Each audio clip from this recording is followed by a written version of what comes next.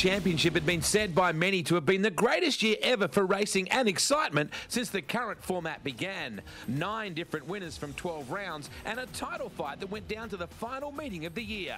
Going into the final round in Torun, Poland, it was all about 2 riders, Australia's Chris Holder and Denmark's Nicky Pedersen. Inevitably, Holder met Pedersen in a highly charged semi-final, and when the two clashed, things became a little heated. And with both back on their bikes, it was Holder's brilliant start from the inside gate in red that sent him into the lead and onto his first World Speedway title. That was awesome. It's a bit of a, after it's a bit of a blur of what happened, but yeah, the whole thing was good. I remember like the lead up to it was pretty intense, and then the meeting was as well exactly the same. You know, had some rain and all that sort of stuff, and it was all sort of playing a bit of a part in it. But yeah, best. Apart from Max being born, probably the best day of my life. So the 2013 season starts here in Auckland, New Zealand, and it's the second visit for our Warriors of Shale to the Southern Hemisphere. The inaugural event saw Greg Hancock start the defence of his crown with a win here. So for the former world champ, how does he rate the assembled riders for 2013? You've got youth, you've got experience, you've got wild, you've got interesting, and you've got a ton of different personalities out there. So it's probably going to be one of the most exciting years we've seen. After New Zealand, the series returns to its familiar roots throughout Europe. 12 grueling rounds face the riders to find this year's world champion. As the World Championship grows from strength to strength, so does the influx of youth and riding talent. I think I've got all the pieces to the puzzle this year, so you know, it's going to be tough, like you said. Everyone can win one, so but, you know, so can I. It's going to be a good series, so I'm looking forward to it, and you know, whatever comes of it, comes of it. But as long as I'm enjoying it, it's the main thing. It's not been all travel and practice for the 18 riders since arriving in Auckland. The city's famous Sky Tower hosted 4 adrenaline-fueled riders as they took to abseiling down the side of the 192-metre tower.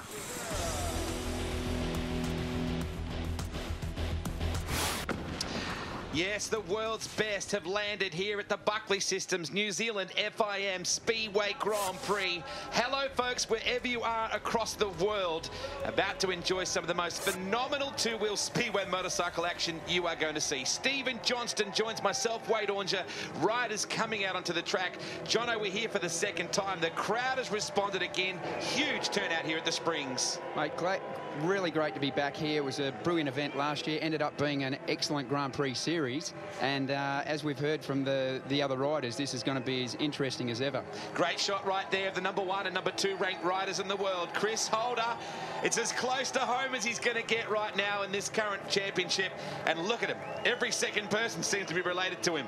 It's unreal because, you know, the pressure on him now, he just handles it so well. He always goes out and has a lot of fun when he's riding. He's now got everyone out there. He's got the #1 on his back. They're all chasing him, and he's still taking it so casual. Thomas Golub waving to the crowd along with Antonio Lindback and also Emil Safutinov, the young Russian. The Kiwis, of course, are here represented by 3 different riders. Jason Bunyan into the program proper, and 2 young reserves will be riding here today as well in Sean Mason and also Dale Finch. Let's hope they get a chance to ride. And Herbie Hancock, already very light-hearted about the whole thing. Yeah, and he won here last year, so he's got to be in a confident mood. Absolutely. Had a great start to the season. Tapered off just a little bit towards the end. The Monster Girls here giving plenty of colour to the event, that's for sure. We just saw, of course, as well, Niels Christian Iversen. Look at the Polish fans. There's a big Polish contingency here, and they've really welcomed the 3 Polish riders here this week. They actually had a reception for them 3 days ago, I think it was. So a lot of support there for the Poles. Enormous amount of Monster Energy support here as well for guys like Chris Holder and certainly Greg Hancock. I noticed Darcy Ward as well got his Monster colours on as well. So a lot of support. Thomas Golub as well. Yeah, no, Monster have really got behind Speedway. It's great that they're involved with the Grand Prix series apart from sponsoring individual riders. So it's great to have them on board. Track looks beautiful. We had a practice session here yesterday. Jono, there was a lot of laps put in. There was, and the track to me looks better today than it was yesterday. I had a quick walk before and a bit of grip down low. The starts are very slick, quite across the board, so I don't think there's a major advantage. Gate 1 looks possibly better than the other 3, but down low early on, there is a lot of grip on the inside of this track at the moment. Funny you should say that, Jono. I spoke with that guy on camera right then, Chris Holder, just before things started getting dinkum today. He said he feels that turn 1 and 2 down low is going to fire a lot of riders up high. So there's going to be an enormous amount of drive, which supports what you just said. There's Jason Bunyan. He scored one solitary point here in the place with absolutely Burko last year, Jono, if you remember. It was really good towards the end of the meeting. He got his 1 point, and you know, getting 1 point in this sort of company isn't easy work. So I spoke to him after that when he got that point. He was pretty happy. A couple of Swedes there, Andreas Jonsson along with Antonio Lindback, a man who was born in Rio de Janeiro and lives, of course, in Sweden. Yeah, that's too kind of cool. Yeah, Brazilian no, he's got it going Swedish on. in the one package. He is a very cool cat. Yeah, and the way he rides the bike is everything. He's very colourful. All his gear's colourful. The style on the bike, he's really exciting to watch. Matty Zagar, of course, there as well.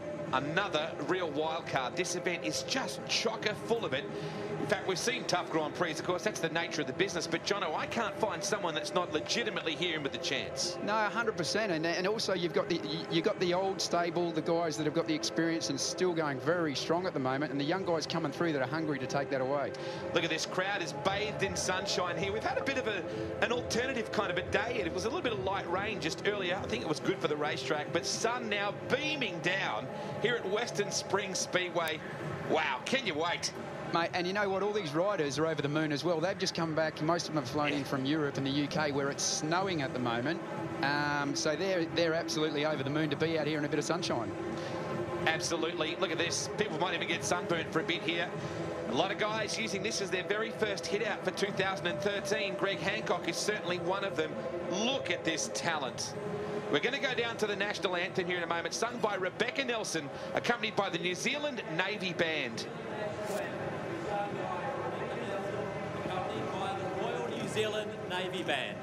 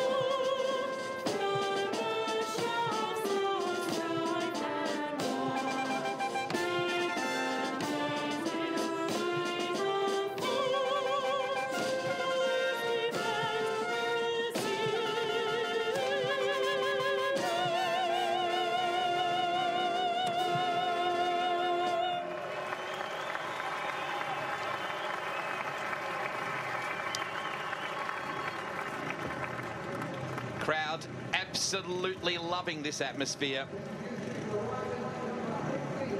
About to look at the rider introduction right now. Dale Finch, one of the young Kiwis from Christchurch here, hoping for a chance to get a ride today. Of course, the reserves are never guaranteed of that. This young man, of course, had the opportunity to ride last year. Sean Mason. And certainly this Kiwi is in to ride today, no doubt about it. Jason Bunyan, what can he do today? You know, he's had the experience last year, and they've adopted him as a Kiwi. He rides here every summer, 8 times New Zealand champion. Well, this young live wire here, Darcy Ward. A lot of fans here for Darcy. Listen to the crowd in the background. Looking very serious, mate. He's out there to upset some of the big names. And has every chance to do that. What about this guy, Ty Woofenden? His mum will be watching. I'm sure she'll be very proud. Yeah, and it's his second go at it now. Older, a bit more experience, so I hope we can see big things from him. Niels Christian Everson, another guy you cannot underestimate. Very fast, and he's had the experience of being here before. Again, another guy that's tasted it once and back for a second crack. How about this guy, Matty Jagar? Yeah, he's a really serious character. He's got some fast kit. One of the tallest riders out there. You said to me yesterday when you see him on the bike. Very, very big boy. Christoph Kasperzak, another guy with a lot of racing experience and Don't you reckon these Polish fans are going to go off today? And as I said earlier, you know, a lot of support for the 3 Polish riders here. I love this guy. He's a gasser. Jarek Hampel. Of course, he was sensational here last year. Runner-up to Greg Hancock. Stay away from injury, and that boy's a contender. Absolutely. Look at Martin Vakulik, already pumped up. He's in a good frame of mind. Didn't he surprise a few last year, coming as a wild card and blitzed him? Absolutely. What a great win that was. What a way to kick off your GP career. Now, this guy needs to come back strongly. Andreas Jonsson, a disappointing 2012 for the Swede. Good place to start a good campaign. Make or break for him now. He really needs to do it this year. Freddie Lindgren, we talked about him. We're going to talk about him more. This is make or break here for Freddie. Yeah, and I think really this is where he needs to take his career to the next stage. What a great character is here. Antonio Lindback, he's charmed the Monster Girl since the minute he got here. Mate, he charms everyone. He's a lot of fun to be around, and you'll see the way he rides the bike. He's great. Emil Sabudanov, this guy's a hammer man. Fit and strong, and I think fully recovered from his injuries. Very nice young kid too. I spoke to him just before the event. Very laid back and looking forward to a fast racetrack. He's a god in Poland, this man, Tomasz Golub. Yeah, no, I respect him. I mean, I love watching the guy race. He's incredible, and he's just keeping it going on. Look at the fans, they're so passionate. Well, he won this event last year. He was the world champion last year. He's the oldest man in the field. And the people's champion. Everyone loves Greg Hancock. He's always got time for everyone. What's not to love? The grin, they call him, because it's always there. A lot of American fans here. Great shot here. Well, Nicky Peterson. Love him or hate him, Speedway would not be the same without him. I reckon he's brilliant. He really mixes them up. Now, wait for the reception that this man's going to get right now as we cut to the world champion, Chris Holder. This place will go ballistic. Puts a chill down your spine having Chris Holder, 25 years of age, as our world champion. I think every second person on the back straight is related to him in some way. I got goosebumps, Jono. Just amazing. The crowd very much looking for Chris Holder to kick things off in spectacular fashion. And I think his mindset this year is obviously different than last year. He had a lot on his plate. His son Max was born in the early hours of this event. Not saying that was the difference, but that was the worst Grand Prix he'd ever had.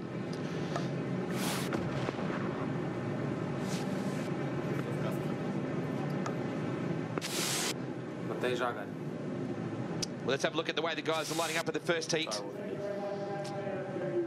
Yeah, looking at this here, Tomasz Golub, as we know, an electric starter coming off gate 1. I'd be a little bit fearful being the other guys there.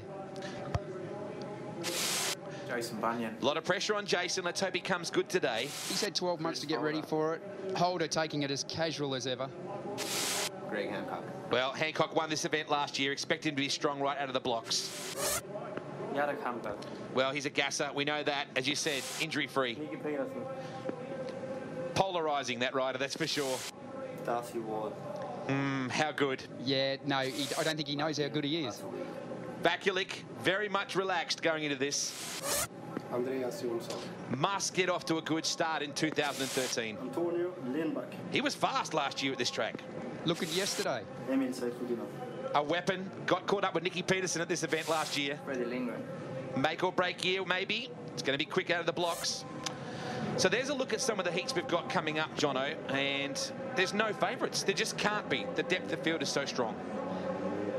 No, and it's going to change. As we said, from yesterday to today, they all did a few laps. Everyone felt quite comfortable, got their setups, but the track is a bit different today. There's a lot more grip down low than there was. So as Chris Holder had said to you, it's going to be easy for the guys down low to hit a bit of grip and move off that line. You only have to move off that line by a couple of inches and give someone enough room to get their front wheel up the inside, and you've given away a couple of places. Interestingly enough as well, Golub has drawn the #1 marble. He will have to start every heat race directly after the track grade and preparation each time. So he's very, very experienced. He's certainly going to overcome any obstacle that's thrown at him, but he'll be starting from gate 1 in this very first heat. So Golub, you know he's going to be stout, that's for sure. There are no easy rides here at the Buckley Systems FIM New Zealand Speedway Grand Prix. Bathed in sunshine is a circuit that's normally for car racing, but the two-wheel Shale Gladiators have taken command of the building. This is going to be epic.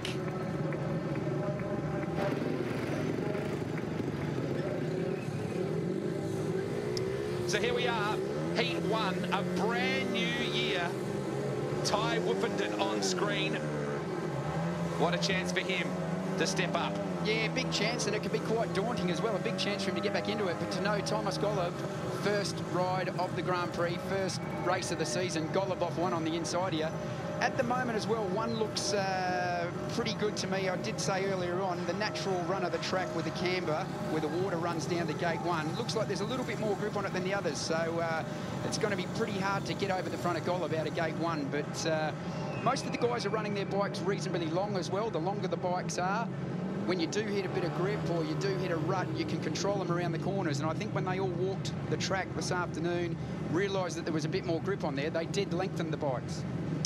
We're about to have a look at who lines up in heat number 1. There is Woofenden on screen. Golub right alongside him. Perfect conditions for racing.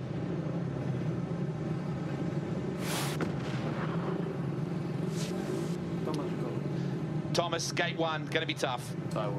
Why not a big start for Ty? Plenty to prove for Mate.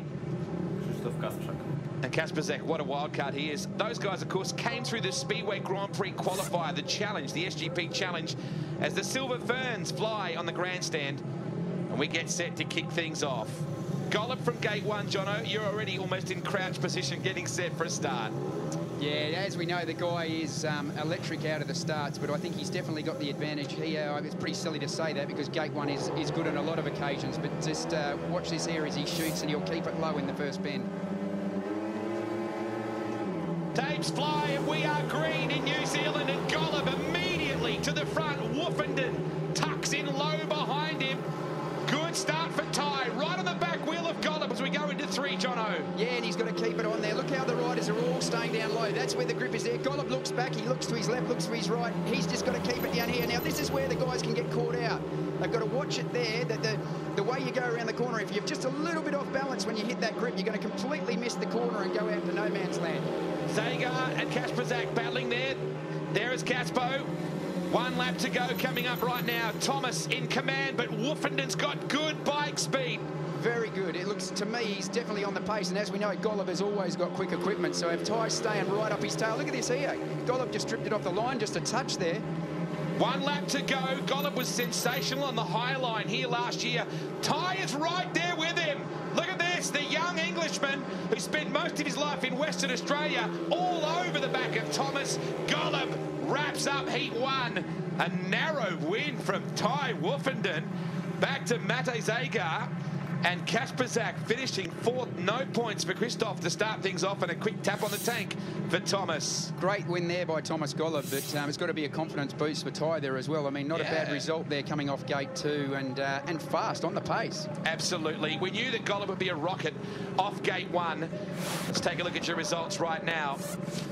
And Thomas picks up the 3 points. Woofenden 2nd, and Zagar will pick up the solitary. Kasper Zak yet to get on the board. So as we get set for heat number 2 here to come, we'll watch and see how that inside gate proves. Right now, it's very fast, and most of the guys expected it would be. Greg Hancock, Chris Holder, Jason Bunyan, and Everson as well. Tell me about Everson. How do you rate him here this weekend, Jono? He's back in the Grand Prix again. He's always been very fast. Watch this here out of the start. As we were talking about with Golub, really concentrating the start. Once he shot out there, Ty then did exactly the right thing around the first bend. Here we go, watch this. Ty moved a little bit there. Obviously, he didn't touch the tapes or anything, but he wasn't completely still. Golub shoots out the start, and then Ty did the right thing, ducked in behind him. It was no use trying to go out wide and go around him. Stay on the fast line down low. The other guys up higher didn't gain any ground by doing that. And if you watch Kasper Zak here as well, he actually beat Zagar out of the line quite convincingly, but when he got caught half track, that's when Mate was able to get that drive out of turn 2 and rocket into 3rd. It doesn't surprise me off gate 4, because gate 4 is the second pick to me at the moment. 1 is very good, 4 isn't bad, 2 and 3 are very slick and dry at the moment. Thomas just shows no emotion on or off the bike. He's so clinical. Remarkable how little emotion he shows. He'd be very good at poker. Yeah, it's funny, mate. He's chilled with age, though.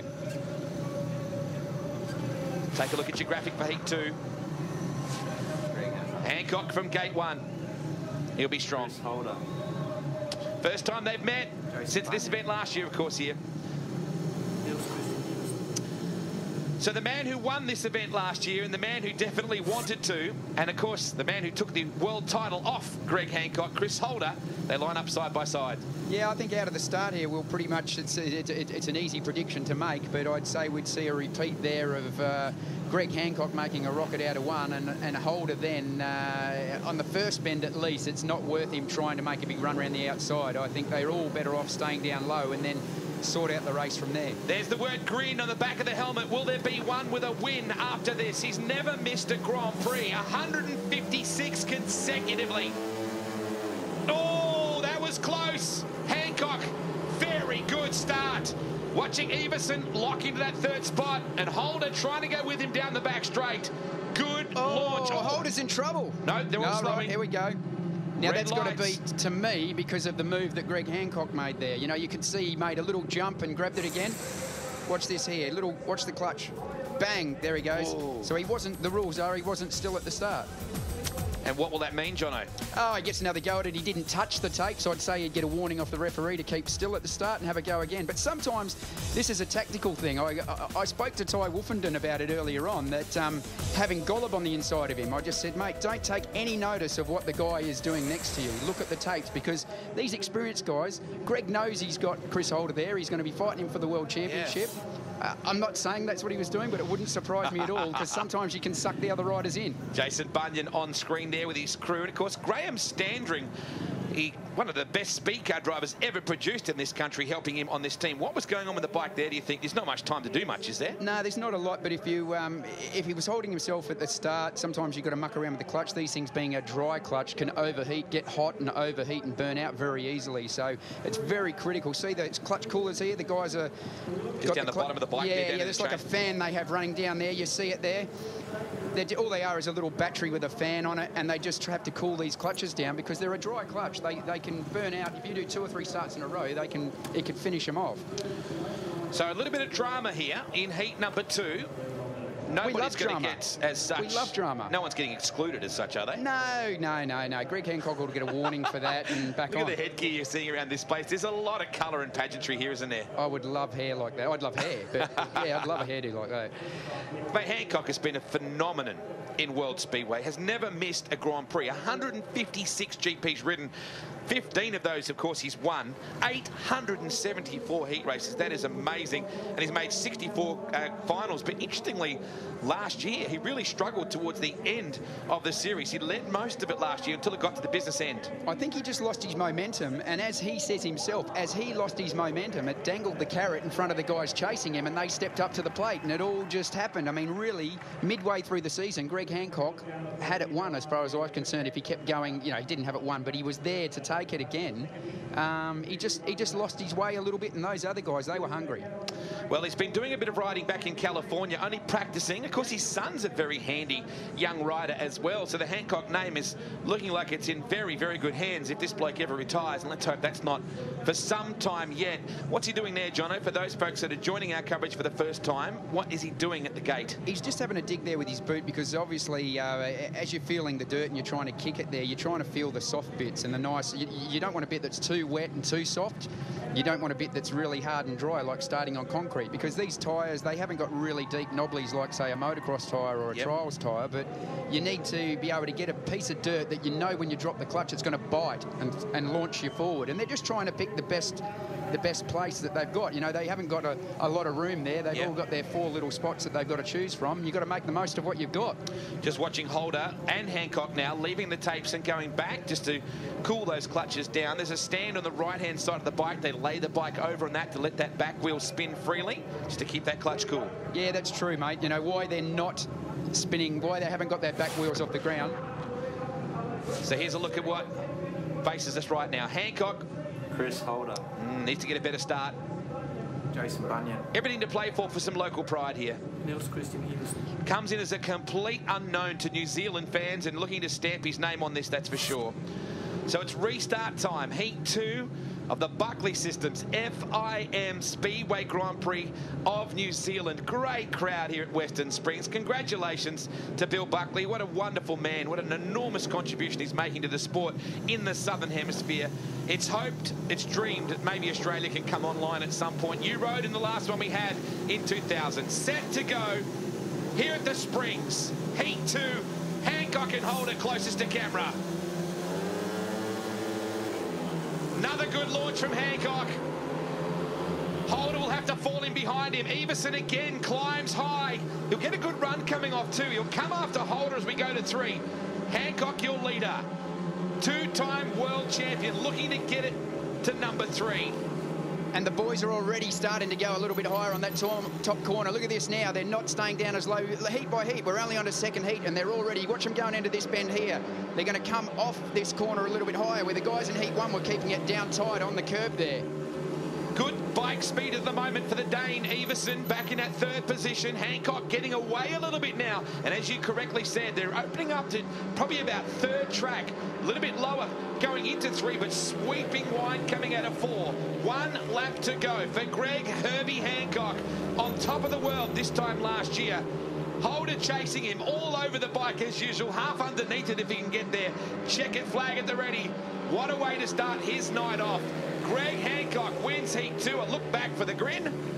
Holder will come home in 2nd. Good ride for Everson back there in 3rd. And Jason Bunyan, the Kiwi, home in 4th. So you just see Holder congratulating his Monster-sponsored associate. They have a common passion there, that's for sure. As I said, hasn't ridden competitively this year. This is his first kickoff event. Spent a lot of time in California practicing. He looks fresh. He looked really good yesterday, and his bike sounded good. I made a comment to you that the bike was driving. It was like it had so much torque. And he wasn't turning the bike.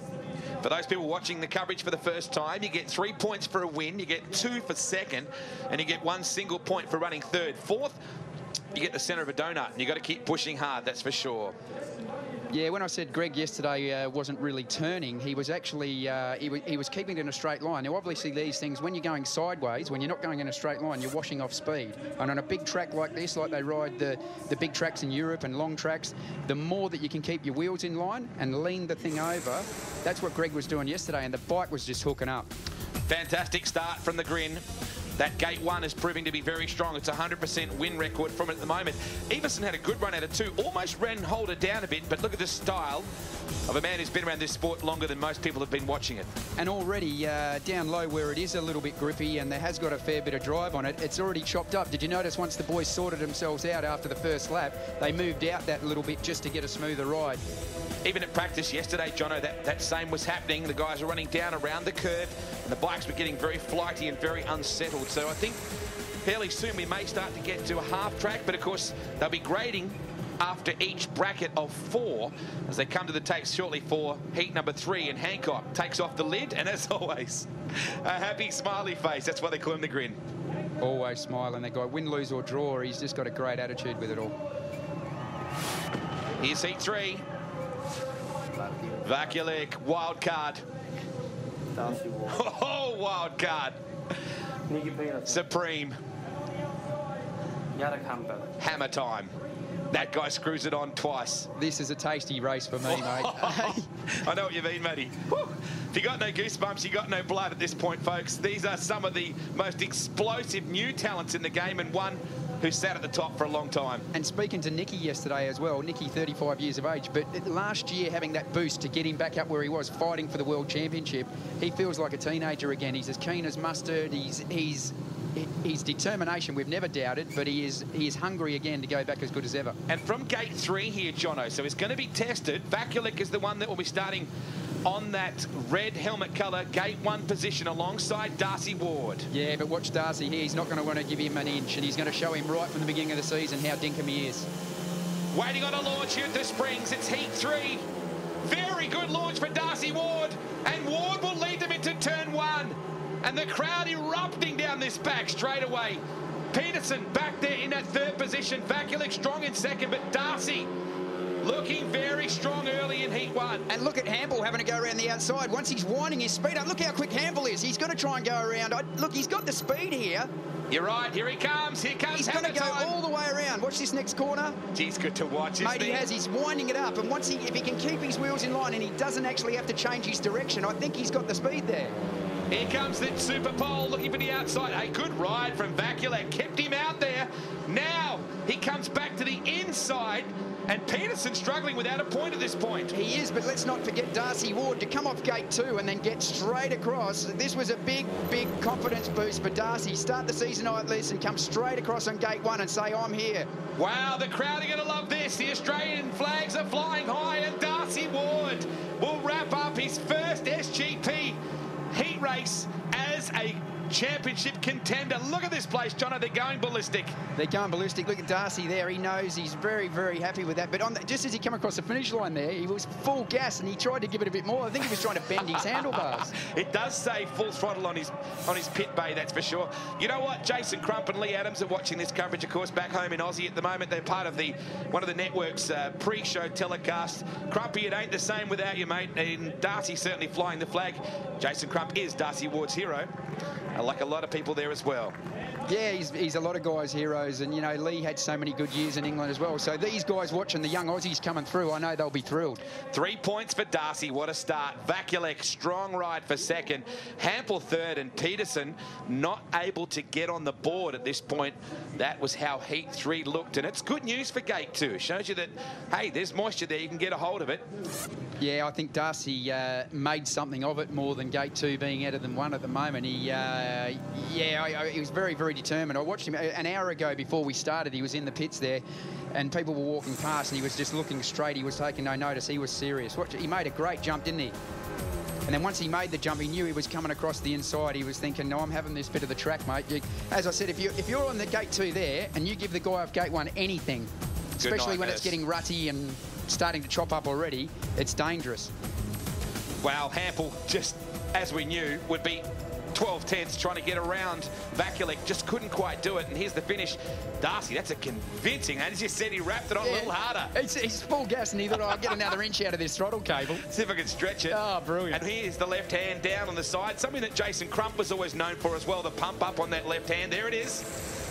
Whatever works for you, mate. You've got to wind yourself up. Some guys are very quiet. Some guys bash their tank. It's whatever works for you. When you're in this 2.5, 3 hour time zone that a Grand Prix is on, do whatever you got to do to get there.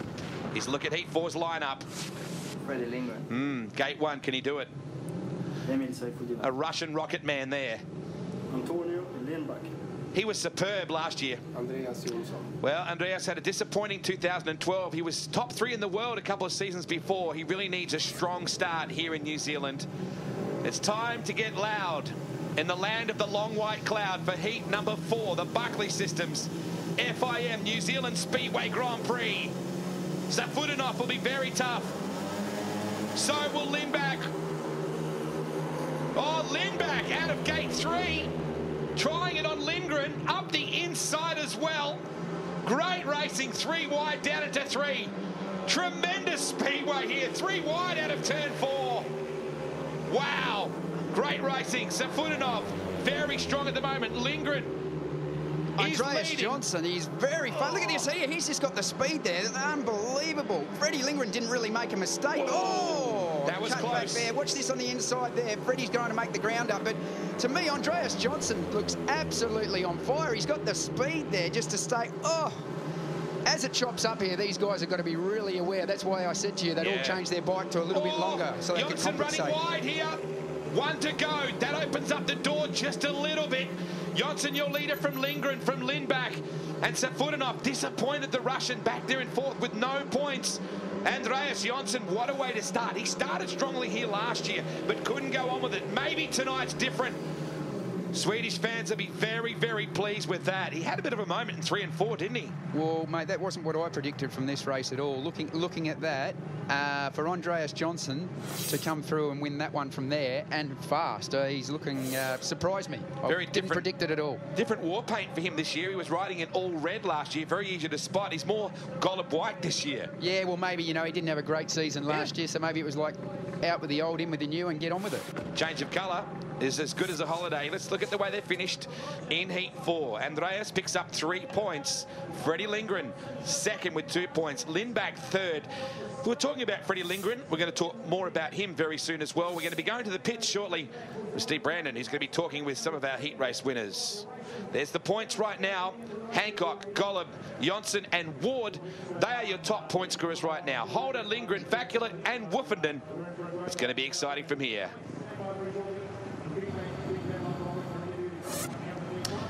So in the pits with Andreas Johnson already back there to the team. You can see that all the riders, Jono, use 4 different helmets in the pits. Explain that to people that are looking for the first time. Yeah, well, they don't have to do that, but these guys are all sponsored, and you need to have your helmet colours from what gate you're going out of. And basically, watch this here. Andreas Johnson, even though he didn't make the start out of 4, he wasn't in front, but he's come off gate 4, which is, to me, the toughest gate at the moment. So look at him there. He's in last place coming out of that second bend. Makes up the ground here and comes through. Little mistake there by Freddie Lindgren where he lifted a little bit, but Andreas was very, very fast and clever on the track. As I said, with these big ones, you only need to make a split-second decision, and you can lose 10 mile an hour, 15 mile an hour, just like that. Andreas, yeah, really surprised me there. There he is, cooling down in the pit area. Track being manicured at the moment after the 4th heat.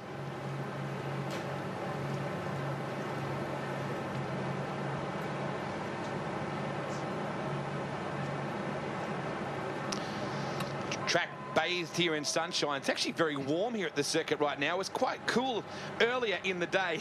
Look at the fans here. You get a bit of something of everything in this crowd, don't you, at an SGP event? Skippy's even having a beer.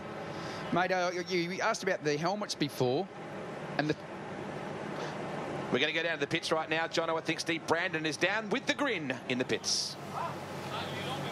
Greg Hancock, good way to settle the nerves if there were any? Oh, yeah, of course there's nerves. You know, it's a world championship, first race of the year, so I'd be lying if I said no. But track out there, good off gate 1 so far, but we've seen some passing and the track looks like there's some dirt out there for the Brave. Yeah, that's right. I mean, the track's been really different in the first 2 practices we had, and coming into the meeting, it's a little bit different again. So it's kind of an open game for everybody and trying to find all the right spots. New Zealand struck Californian weather for you. Yeah, it's great. You know, this is how we should start the season every year. But a long way to go this year, but great start. Yeah, it's good so far. I feel good. You know, it's been a long winter, and everybody's anticipating the start of the year, and here we are. So it's game on from here on out. Can't wait. And the next one, keep up the good work. Yeah, very comfortable, very relaxed. He did say, of course, that he's got nerves. It's interesting when you look at the schedule from here. Of course, they head to Bydgoszcz in Poland for round 2, and Gothenburg in Sweden, Prague in Czechia, the UK, of course, for Cardiff, the amazing Cardiff Grand Prix there. Gorzo in Poland, Copenhagen in Denmark, Terenzano in Italy. Then across to Latvia. Going to be a great event in Latvia this year as well. And Krusko, we're talking about that earlier, Slovenian. Be very excited about seeing that back this year on the schedule. Yeah, and a great track there, good stadium. I've ridden there half a dozen times, and you know, they prepare the track well. It's a great shape, good setup, and obviously the Slovenians are all really excited to have Zagar back in it. Yeah, and look, it's good for the series. It's good for the competition, isn't it?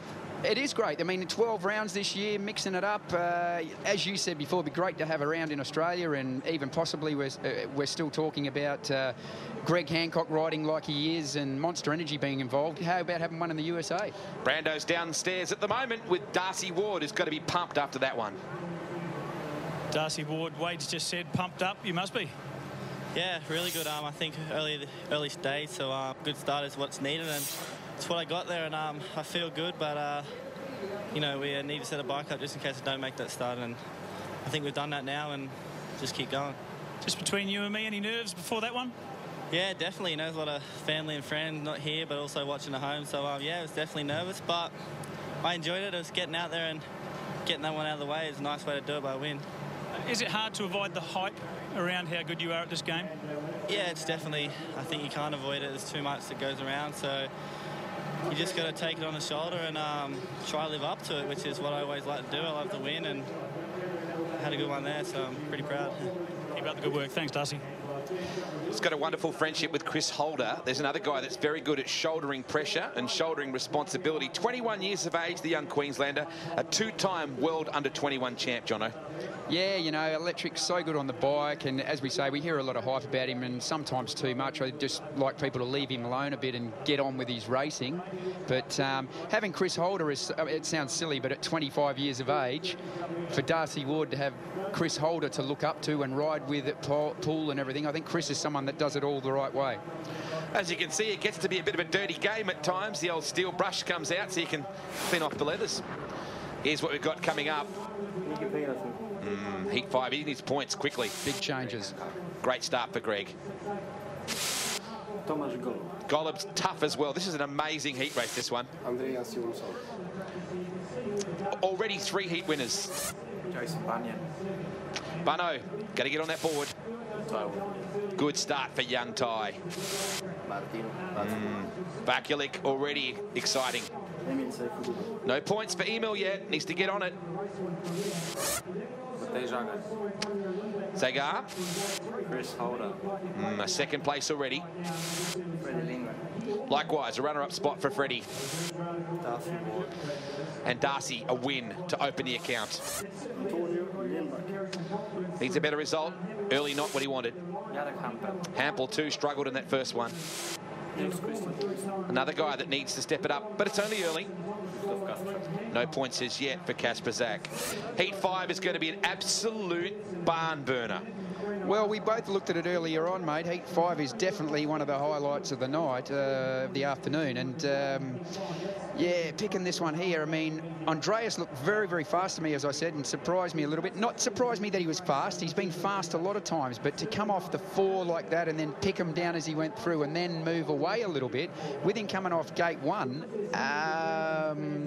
and then you've got Thomas Golub, Greg Hancock and Nicky Pedersen. Yeah, I was going to say that. How you going? In between those 4 riders, there's 542 Speedway Grand Prix appearances. They've scored over 6,000 points between them. They've ridden in 3,027 SGP races in total. They've all won an SGP. In fact, there's 59 Speedway Grand Prix wins between the 4 riders we're about to see. Well, mate, you seem to know all the stats. What's all their star signs? Thank you very much, Steve Brandon. Most of them like staying away from the cold. You know what I noticed is common in most of their build-ups this year is riding motocross, Jono. Well, look, motocross keeps you on a motorcycle over the winter. A lot of these, when I say the winter, sorry, we're in the Australian, New Zealand summer. These guys, a lot of them, most of them live in Europe. So it's winter, it's wet, it's muddy, it's cold. You can ride motocross in those conditions. It keeps you on a motorcycle. And fitness-wise, I can't think of something that'll keep you as fit and be as much fun as riding a motocross bike. Well, as we know, Chris Holder had that injury back in October where he was feared he was actually going to have surgery. But he's done a fair bit of riding here back in Australia, not on a Speedway bike that much, but certainly on a dirt bike with his buddies. Well, Chris Holder comes from a great pace in the country for riding, trail riding, and he's also been picked up this year by KTM, so he's riding a KTM out in the bush.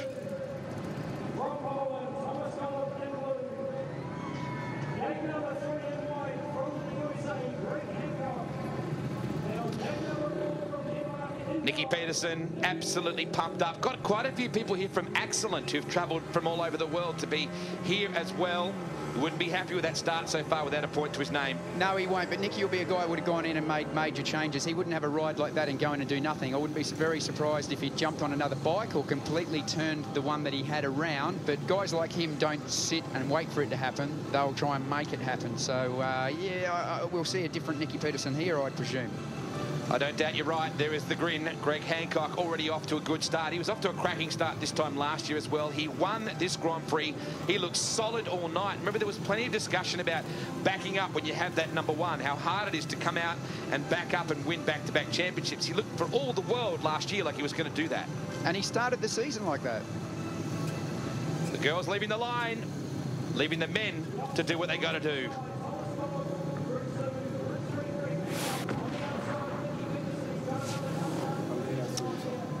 Andreas already off to a good start. Golub, super as always. Yeah, good to go. Probably the most determined out of the 4 to get some points on the board. Definitely, and then you watch Nicky here as well. He's off gate 4, but look how close he is over. If you watch him, he's very close over to gate 3. He's not even getting up near the fence away. He's right there on the white line that divides gate 4 from gate 3, and he's also on an angle. He's actually pointing on a slight angle over to gate 3, so he could be sparks here. Now, Gollop is going to have this situation every time he rides tonight until he gets into the semis, if in fact he can do that. He'll be riding on a freshly graded track every time he comes up after drawing the #1 marble. Janssen closest to camera alongside Gollop. All of them had world championships. Janssen's was an under 21. The rest of them in the big league. We get set to launch Heat 5. Very good start out of Hancock. Came from nowhere. Beautiful start from the Grin. And he's away. What a ride from Hancock. How did he do it off gate 3?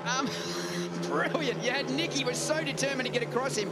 Greg made a lightning start and gets out there. Watch this now. We're going to see a real mix-up. Andreas Johnson still holding it down low there. And then you see the two different lines. Watch this here with Greg Hancock, especially down in this bottom corner when he comes back in. Comes off turn 4 there, comes down the straight. Now watch this here. The lap before, quite out wide there, and Andreas staying down low, but it's not really making an advantage. Greg's getting out of the corner early, straightening the bike up and rocketing down the back straight. Look at the gap he's got now. Important for Peterson here. He's going to be able to lock in 2 points if he can hold on right there at the moment. Watching Gollop back. In fact, no, my mistake. It's Peterson. Struggling a bit at the moment. Janssen looking pretty solid, and Gollop locked down in 3rd, but Hancock just superb. Checker flag is out. What a great way to start for the 2-time world champion. You then go back to Janssen in that 2nd spot, back to Gollop, and Peterson again struggling with no points. Major surprise to me, mate. He'll be shaking his head at the moment. Yeah, baffles me. He went into turn 3 on that opening lap, and the bike just didn't appear committed to the corner at all. Almost like there was a power delivery problem or something. So we'll keep an eye on what's happening with Nicky. The American flag flying very high here at Western Springs in Auckland, New Zealand. As we take a look at your results from a cracking statistical Heat 5, the credentials just cannot be beaten. Hancock, another 3 points. Janssen picks up 2. Gollop with a 3. What a start from Hancock. Hancock's got to feel like he owns Western Springs at the moment. I mean, from what he did last year and then 2 wins. Let's have a look at the points, Jono, and how they work right now. You can see Hancock has 6, Janssen has 5, Gollop has 4, Darcy Ward, Chris Holder, etc. They've not had their 2nd ride as yet. Yeah, and as you said with Nicky Pedersen, 2 rides with the big naught. Going to be a very furrowed brow there, that's for sure. Here's the launch from Hancock out of gate 3, quickly across. Oh, there was nothing in it there. Well, I'd pretty much say there was actually contact there. That was close. Yeah, but they love that. Mate, if you get in after a ride and you've got a bit of bark missing off your leathers or a black mark up your clutch, you know you've had a good one. Up your clutch, did you say? Yeah, if someone's run into the side of you and left a bit of tyre mark on the side of your clutch or on your forks or on your leathers, you know you've had a great ride. Clutch or your crutch, I guess. It's all the same, isn't it, at this level? Oh. Clenched fist from Herbie. Things are going very nicely. He's checking out the replay. Got the monster guys. Always a goofy face. Funny as well, you got Richard Childs in the background, an American guy who's been with Greg for many, many years and travels from America all out throughout Europe and everything to help Greg out. So it's great to still see him around helping Greg out. Heat 6 out of the grid right now. Let's have a look at who's there. Emil needs to step it up quickly. Solid start for BUCKLEY. Good start for Ty to run 2nd to Thomas. And Bunno going to get himself up in those points. I know he is this year. Got to do it a little earlier. Over the years, Greg Hancock's actually helped Ty out a lot, especially in his early career. And I hope Ty watched that one there, watched the way that Greg Hancock came off gate 3 and thought, if Greg can do it, I can have a crack as well. We both knew his dad was a tremendous fella. Robbie Woofenden passed away 3 years ago. We're watching on screen right now. Heat 6. Very good launch out of gate 2. BUCKLEY was strong. Oh, man. It's running up big time coming off 2, isn't it? Great turn there by Ty. Look at him. He's really in a good position there to come up. So trips wide. Makes a big mistake there. The Russian is gone. He's out in front from Woofenden in that 2nd spot. And just at the moment, Bunyan looking at a point here. And on the pace as well. He's not just looking at a point. He's actually having a real crack. Watching them come off this turn. BUCKLEY trying to get himself into that single point. Bunyan will bring the house down if he can get one early here. Martin can't quite run him down. Your leader is Safutinov, the rocket man from Russia. Got a nice lead. Woofenden again locked down in that second place. Fans in the UK and in Western Australia will be going off about that one. Good ride from Bunyan, Jono. Yeah, really good. And this will give him a bit of confidence because after he got his point last year, the solitary point, he was on fire. So to get a point early on, he's going to have the confidence to go out and know he can get more. Great ride there by Safutinov. I think Ty did really well. He didn't make a good start out of 3. Fishtailed all the way. You'll see on the replay the way that the bike didn't shoot forward, but made a great first bend. Look at the crowd here. Ty and Emil congratulating each other, and the crowd erupting here.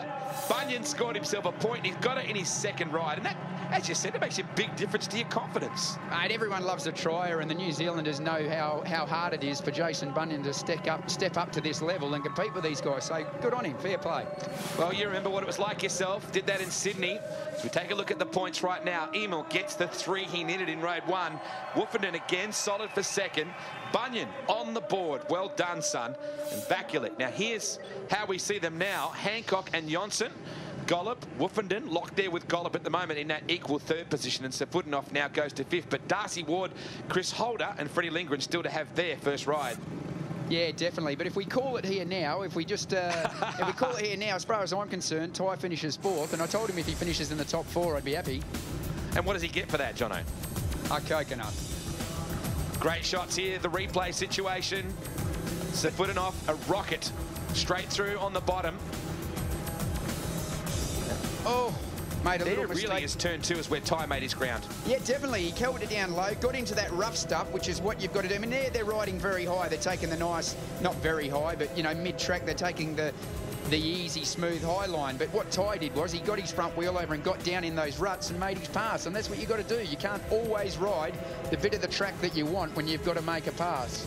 Ty's on a bit of a lifestyle change too. He's very committed. I watched him dust almost half a container of Milo last night. He's on the Milo as we see Safutinov, who's on the gas. This guy, a good start for him. He'll be disappointed with missing any points at all in that first one, though. It really can hurt you later in the night, John. I know we're only early, but you just got to get a point at least every time you ride.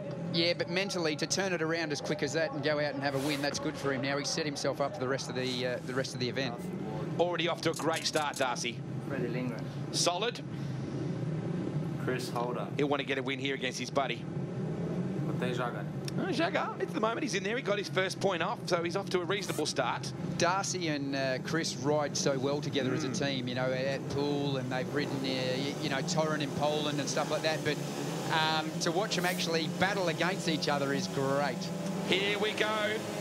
Darcy Ward trying to back it up with another win. It's another great gate from him. Holder drops down low to try and pick up Lindgren coming at it too. Darcy's your leader. Lindgren and Holder. Holder clearly into second now. The Aussies running 1-2 here in New Zealand. Listen to this. The crowd on the edge of their seats here. Darcy cranks her in again. Lindgren got a good bite down low into 1 and 2. Jono, here he comes after Chris. Yeah, and he can't. Chris will be aware of that now. He would have heard him come up there, and you can't leave that much of an open gap there because Freddie Lindgren, all he needs to do, look at this here. Chris won't leave that much. There you go. Look, he's kept it down lower this time. He wasn't going to leave the room there for Freddie Lindgren to have another crack at that. But Darcy Ward, unbelievable. You know, like he gets out there now to go, look how fast this guy is. This is why there's so much talk about him, because he delivers on the track. Can we call this in Australia 5-1, Jono, and just be done with it? Well, it's just like when, like I said, they team ride together at Poole all the time, you know, and this looks like them, again, winning another meeting. You might get a bit of a feeling in the crowd. If you can hear this on TV, the place has just erupted. Darcy goes back-to-back with his wins. Holder runs rear gunner, though I don't think he was defending. He was coming after him. That is a great result for Darcy. Yeah, it is. But, you know, these guys get along really well. There's a lot of competition between them. And sometimes when you're really close mates with someone, the competition's even harder. Yeah. You know, you go up against you and you try that a little bit harder, which sounds silly, but you're not going to put them in danger or anything, but you will go that extra bit to make sure you win. Freddie Lindgren was lively there, but just couldn't quite get enough purchase to get by Holder down that low groove. So Darcy Ward will vault up to the top with Greg Hancock in the point situation here. Holder, consistent, at the moment, he'll move himself up into the top 5. Yeah, but he's already scored as many points as he did last year in the whole event. So, you know, I don't think that's a negative race for Chris Holder at all. He's well in the mix there. A pair of runner-up spots for him as in pulls Darcy Ward to his team. They immediately put the bike on the mat and begin working on it. What do they do from here, Jono? Yeah, as soon as he's put the bike up there, you see that the boys leaned over the side. They're spraying the primary chain. You run 2 chains on this bike. Watch how he goes out here. See, Darcy hasn't really got the jump, but he worked it to the first bend. Freddie Lindgren actually made the jump, but Darcy then worked the clutch. Very good on the bike there, the way he did it. There we go. And you watch Holder come across the inside. He gave up the idea of going to the outside. He switched to the inside on Lindgren to come out of turn 2. We picked him up there. Yeah, well, it's the same as what Ty did. Ty had to cut down to the inside to get onto the rough bumpy stuff, but that's what you've got to do to make a pass at the moment. But Darcy actually worked that bike all the way to the first bend, where Freddie Lindgren, for me, made the jump and should have got over the top of him and blocked Darcy coming early on. As soon as you get out of the start, don't let someone come up the inside if you can. Excellent start for that young man on screen, 21 years of age. Young Queenslander, enormous amount of fan support for him here as well. Getting a bit of a feeling for what Chris Holder went through last year. And of course, Holder has the feeling as well he's got to deal with not only local support, but being the world champ. Here's heat 8. Caspo's got to get on it quickly. Not a bad start. Capable of better. He was a rocket here last year, not off to the start he wants either. As we prepare the final ride for these guys in this bracket of 4. There'll be a track manicure directly after this one. Hampel, I do love watching this guy ride. He does twist it on. Kasperzak, keen to get some points in, that's for sure. It's Christoph, 29 years of age from Poland. Finished second in Cardiff behind Chris Holder, so he can ride the boy. Antonio Lindback was spooning with the outside wall. He was that close to it in that gate 4 position. As we're watching now, Kasperzak leading down into turn 3. Christoph, nice lead, tucks it up a little bit coming out of 4. A lot of pressure on him from Everson. And likewise, Hampel again, not the start that Yarrick needed. Oh, here we go. Look at Everson up the inside here. He's made it through. Oh, I really thought there Kasperzak had left too much room there. Everson through. He just saved it now, and I'm positive he won't make that mistake again. Hampel, as we keep saying, very fast, but just not in the right place at the right time. Cannot afford to only pick up the 1 point at this point in the evening either. Kasperzak doing a nice job out in front. First, he had to ride, of course, in the SGP in 2008. He first began his SGP aspirations. Very, very hard-charging rider. As you said, his dad, Zenon, a big part of his racing as well. Very wide off turn number 4. And nice wheelie to celebrate. Just takes the pressure off just a touch. You rode against his old man, Jono, many years ago. Yeah, that's sad to say, isn't it? No, his old man, a real hard charger. Very, very fast in Poland. So it's really good to see him here and in the pits with him, helping him out. Great shot of him here. The Polish fans have gone absolutely ballistic as well, you would expect. Kaspo, of course, was a member of the Speedway World Cup winning team in 2011. They're a shy little country, aren't they? I love the Polish fans. And Speedway, they go nuts for it. It's their biggest sport over there. It's unreal what superstars the Speedway riders are in Poland. Let's have a look at how Kasperzak will study in the overall point side of things right now with that 3-point win. It will move him up slightly into position number 8. Lindgren 9th, Everson into 10th, Vakulik, Hampel and Lindback your top 13.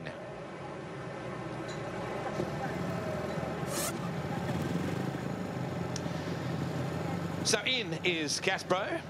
Pretty solid ride for him. Let's have a look at the replay of the start here at the Buckley Systems FIM 2012 New Zealand Speedway Grand Prix. See how wide Lindback started there. He had his back wheel actually right up against the kickboards, as close as he could possibly get the bike. Which is very different to how Peterson attacked the same position. Mate, as you say it, I was thinking exactly the same. 2 completely different approaches, and it didn't really work for Lindback. He's kept out there in no man's land. But, yeah, Kasperzak, oh, look at that. He was ready for it, though.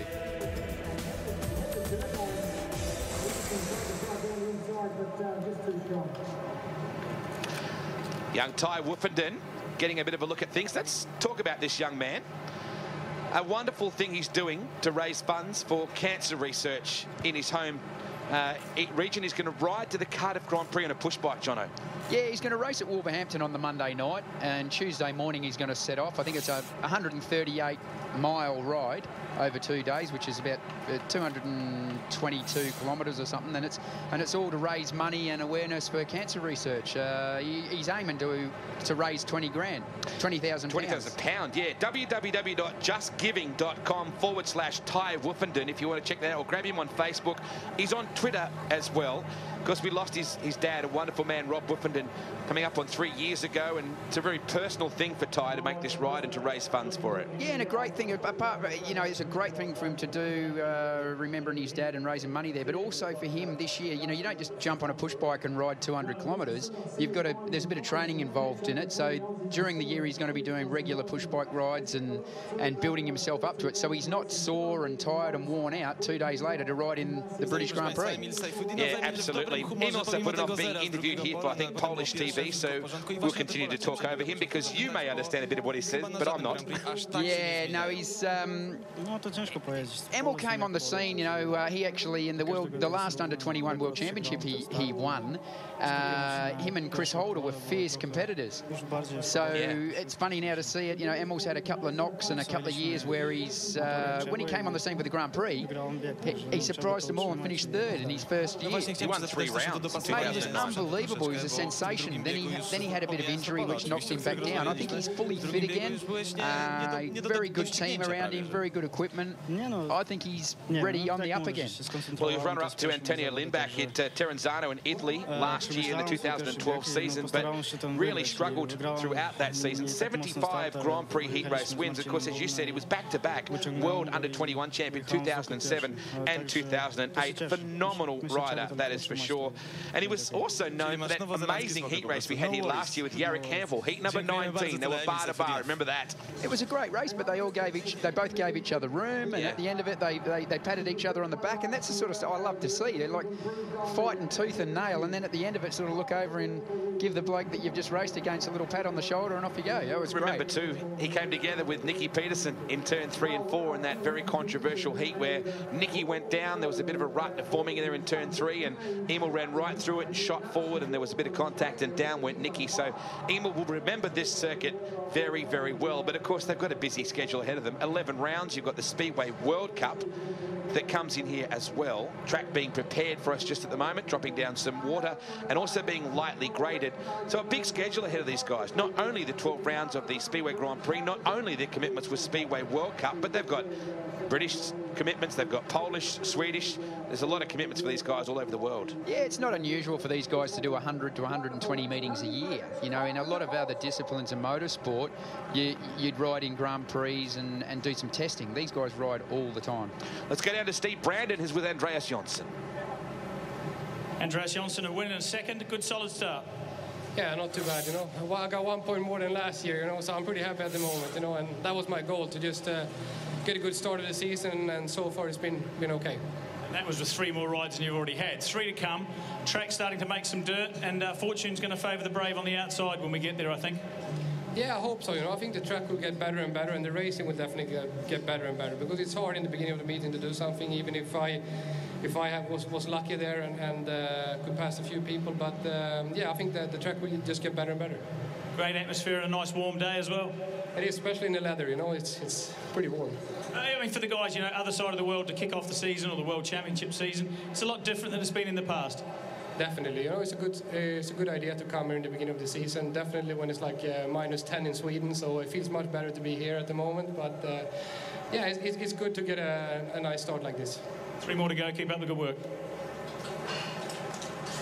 Interesting situation for Andreas Jonsson with the disappointing year that he had last year. Not to dwell on it too much, but Jason Crumps, retiring from the series, was able to keep Andreas into the top 8 situation. Of course, he was second in 2011, had an amazing year then, but very quiet comparatively in 2012. Picked up finals in Lesno and also in Croatia, but by his own standards, 2012 was tough. Steve Brandon's down in the pits, a very busy boy while we're doing some track manicuring. Brando. Chris Holder, world champion, 2 solid second places, but 4 points. They're going to keep adding up. Yeah, it hasn't been, you know, a blistering start, but I'm happy with the 4 points, scoring good in both heats, and it's going to be tight all the way through, so you'll need a win in there, but, you know, off some tough gates and, yeah, making quite decent sort of starts, just trying to pick up points off them bad gates, and you've got to make the most of the good ones. I mean, I've got to ask you, young man right down the far end of the pit lane, pretty quick, isn't he? Yeah, he's on it, man. He's flying, so, you know, I'm not trying to watch him too much, trying to do my own thing, but the bike's feeling good, getting it closer and closer to how I want it, and make a bit better start, and we'll be up there. Just between you and me, what sort of things can you do to make that little bit better start? Just got to get the power on the ground a little bit better. Gate 3 is not ideal, but, you know, Summer made it from there, so, you know, Greg, he's a freak at making starts, and he made it from there, but it's just a bit of a, you know, combination of things. So, you know, where you're sitting on the bike, how much throttle you're giving it, and all that, so getting there, a bit rusty, but we'll see by the end of the night. Thanks, Chris. Get back to work.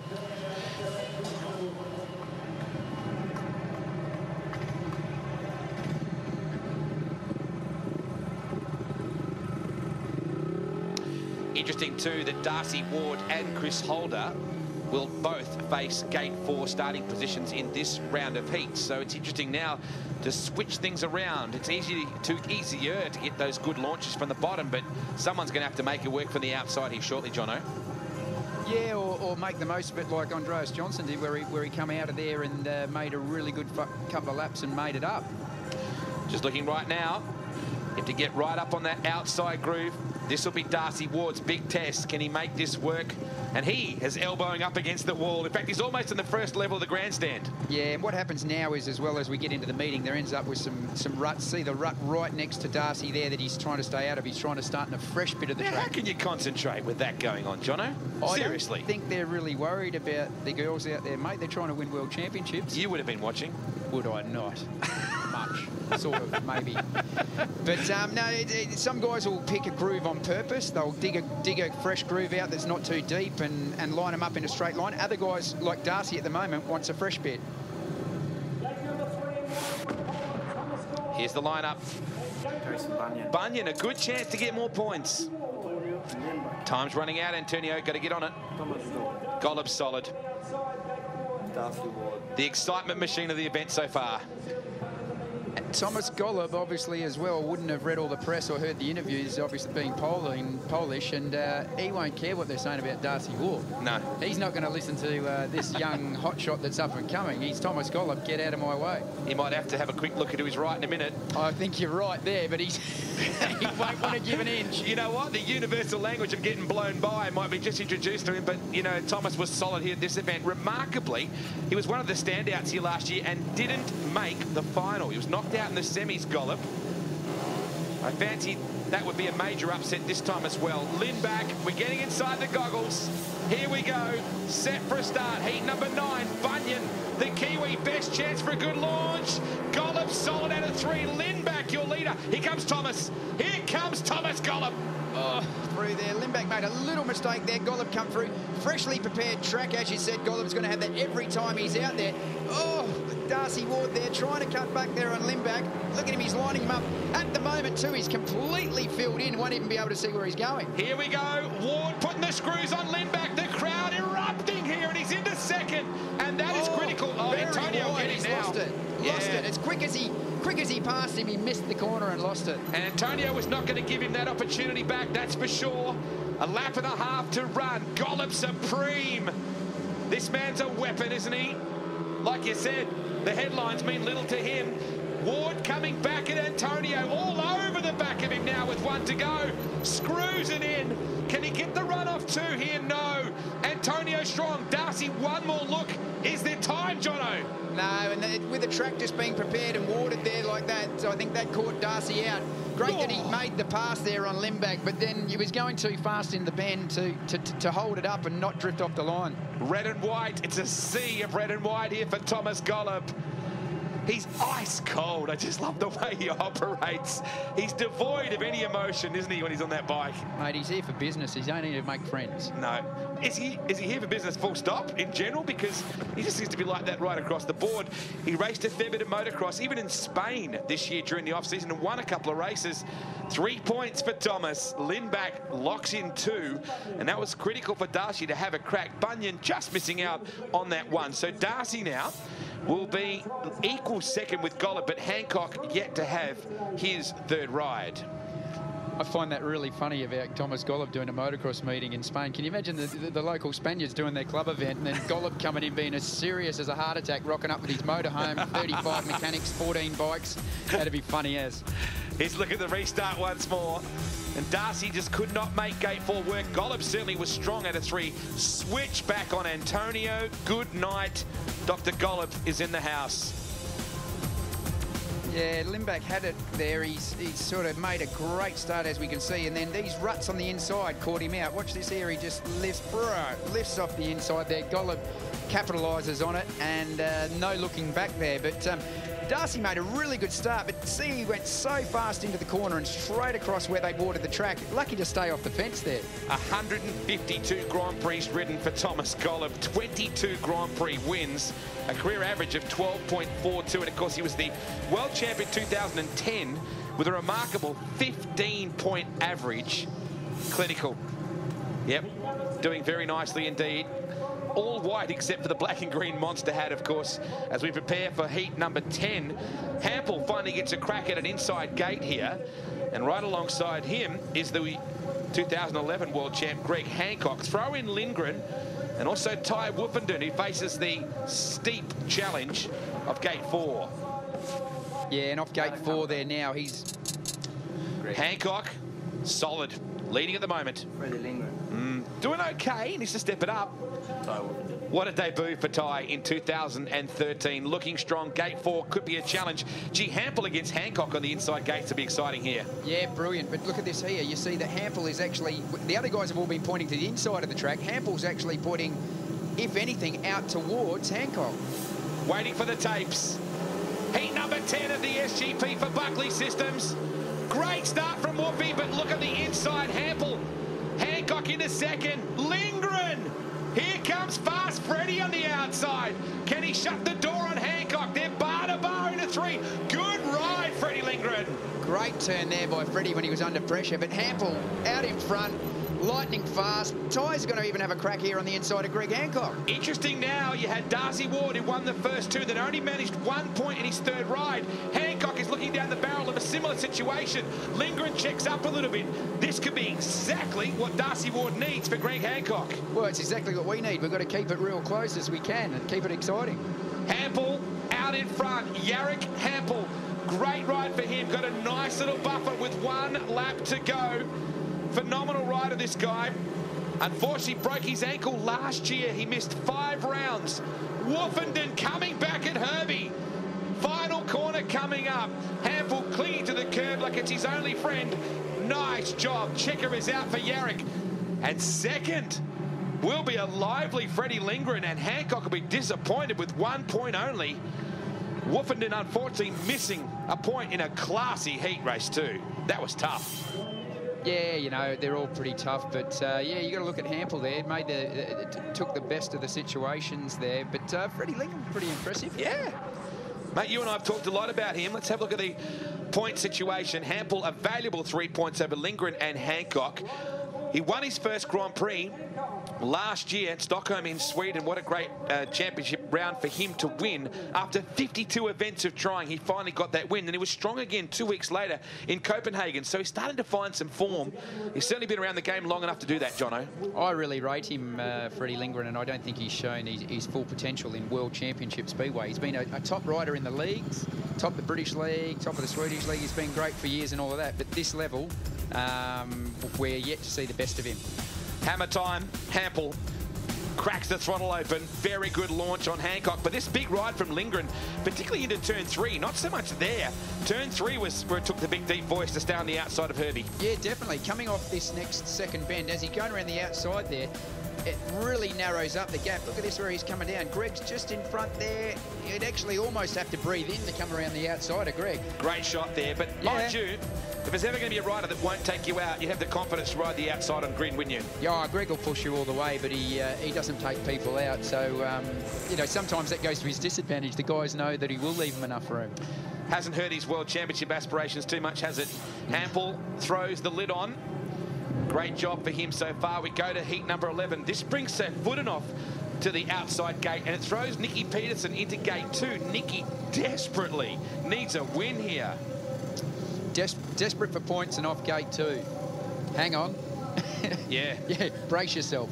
Well, Everson will line up alongside him with the red helmet colours. Good to have Everson on the show this year. A 31-year-old Dane got here through the SGP Challenge. Nicky Peterson. Yeah, time to get it on quickly now. Slow for Matty. Got to step it up. Maybe he's on a roll after that good win in his second appearance. Just as a bit of probably a brash prediction here, but I'd say this is where we see the turnaround for Nicky Peterson. Turn around now and get a win, or turn around and go home? I'd say if we don't, very surprised if we don't see a win here from Nicky.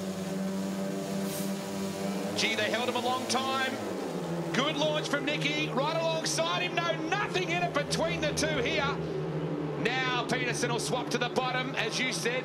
Good ride for Nicky into the race lead for the first time in the event. Everson got a great start. In fact, he's not letting him get away. Look at this. Yeah, but nothing Nicky in it. Will not give him an inch. Danish teammates when they're riding for their country, but there ain't. Oh, big mistake there by Nicky, and Everson's just not going to have the run to get up there. Zagar coming on as well in this. Watching them come off turn number 4. There's nothing in this. A footing off the Russian. Disappointing for Emil. He's back there in 4th. Everson all over the bike trying to get Nicky. And Nicky Peterson not fast enough for me to stay out in front, but obviously knowing where he's riding on the track, he's never going to give Everson enough room to build up on him. But Everson a lot quicker out there. All over the back of him again.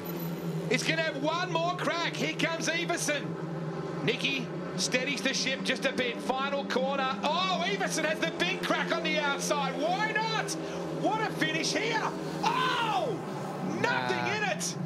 Nicky still got there as far as I'm concerned. You know, we'll have to have a close look at the finish line, but Nicky did get that. Everson, I think, was too nice. You know, he went high, he went low. He should have just... Watch this here. Really had a good crack. As I said, I knew he had the speed the whole way, but just too late, I think. Nothing in that. Wow. Oh, I reckon there was at least a cigarette paper. Very, very close. That's good. That's a big character-building ride from Everson. Yeah. And it shows the rest of the boys, I'm here to be part of this. Here we go. Whoa. Yeah. Was there a knobbly? Yeah, no, Nicky, as far as I'm concerned, we'll see what the referee says, but Nicky was just there. So, not much in this. Officials just checking for sure as to what's going on. But either way, those fans have good reason to smile. Very nice job. And Nicky back into contention, though he's still got so much work to do, doesn't he? Got to get into a semi at least. Got to be in that top 8 situation. His results, he gets it just from Everson. Zagar back in 3rd, and Emil, disappointing for the Russian. Yeah, really disappointing for him, but I feel there that Everson rode a really good race and was just too nice. Well, he's in the semis right now. If he went by the points right now, if they didn't change at that point right now, of course, we still have final rides coming up right now for Chris Holder, who will also have to begin this from gate 4. Andreas Jonsson has been showing plenty of ticker. Kasperzak will be from gate 2. BUCKLEY from gate 3. He crept, didn't he? Yeah, Nicky made a little jump there. Sort of pretty much did what Greg Hancock did early on in the meeting and didn't get pulled back for it. Oh. But Everson, look at that, he hung on to it. Oh, great ride. Well, when you get the whole shot on Nicky, you got to hold on. Yeah, but I don't think he was ready to hit those ruts that are down there on the inside. Obviously, look, Nicky tries to get across him. Everson didn't move, fair play, but then lost it there. Rode a binder and came back from it, but I just feel he was too nice. He had a couple of goes, and look, then Nicky's got his leg out, and then Nicky goes left, and Nicky goes right. Yeah, Everson should have really got the result there. Best finish so far. Here's heat 12. Andreas Jonsson. Plugging along right now. Could use a good ride. Lost the momentum a bit. Chris Holder. Could bring the house down with a win from gate 4, but is it possible? Well, gate 4 now is as tough as ever because what you find is the racing line. So when you look down at the track, it's where the guys are all riding lap on lap. So where Chris Holder's coming from, he's got to go across the real hard, dry, slick part of the track. Anyone coming off 4 now is going to find it real hard. The youngest world champion in the history of the modern Grand Prix concept at 25 years of age was Chris Holder. He returns to atone for the disappointment last year. He's not out of the hole where he wants to be. Johnson is the one who'll lead them. Holder gets caught down low. Not a good start for Chris. He's going to have to be busy. Oh, look at this challenge into 3. Boys are going at it. Heat number 12. Andreas Johnson, your leader. Kasperzak in that second spot. They work their way out of turn number 2. Yeah. Vakulik in 3rd, and Chris is a long way back. Yeah, Chris not even on the pace there with these guys, but Vakulik's having a real crack now. He's trying to get up in there, but I don't feel Kasperzak's going to give him the room to do so. Andreas Johnson looking great here today, isn't he? Yes, he's back to himself, that's for sure. Had a disappointing 2012, but he was lightning in 2011. Caspo has a bit of a look up the inside. It's a difficult track to come back at, isn't it? Chris has been back there and has had no way of running them down. Yeah, but no, not just running him down. To me, he's off the pace there. So whether he's got a problem with his bike or he needs to go in and make some major changes, because he's not even in the race with him here. Checkered flag is out. Johnson is doing a good job today. Well done. Kasperzak, a strong second. And Holder Chris, looking down. Yeah, what he's actually feeling his headset there, so he must have been riding really bad. He's wobbling the bike and feeling down to his headset where your handlebars join onto. So to me, I think Chris Holder was getting a real bad ride.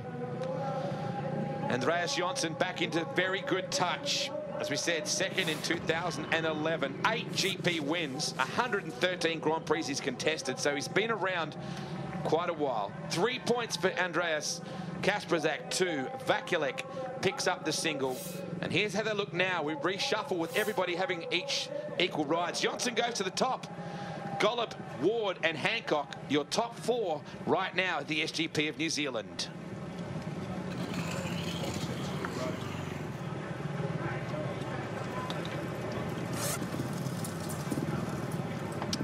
So arriving back in the pits, the AJ Racing pilot of Andreas Johnson. We're going to take a look at the restart here. And just have a look at how the West was won for Andreas. Launched beautifully.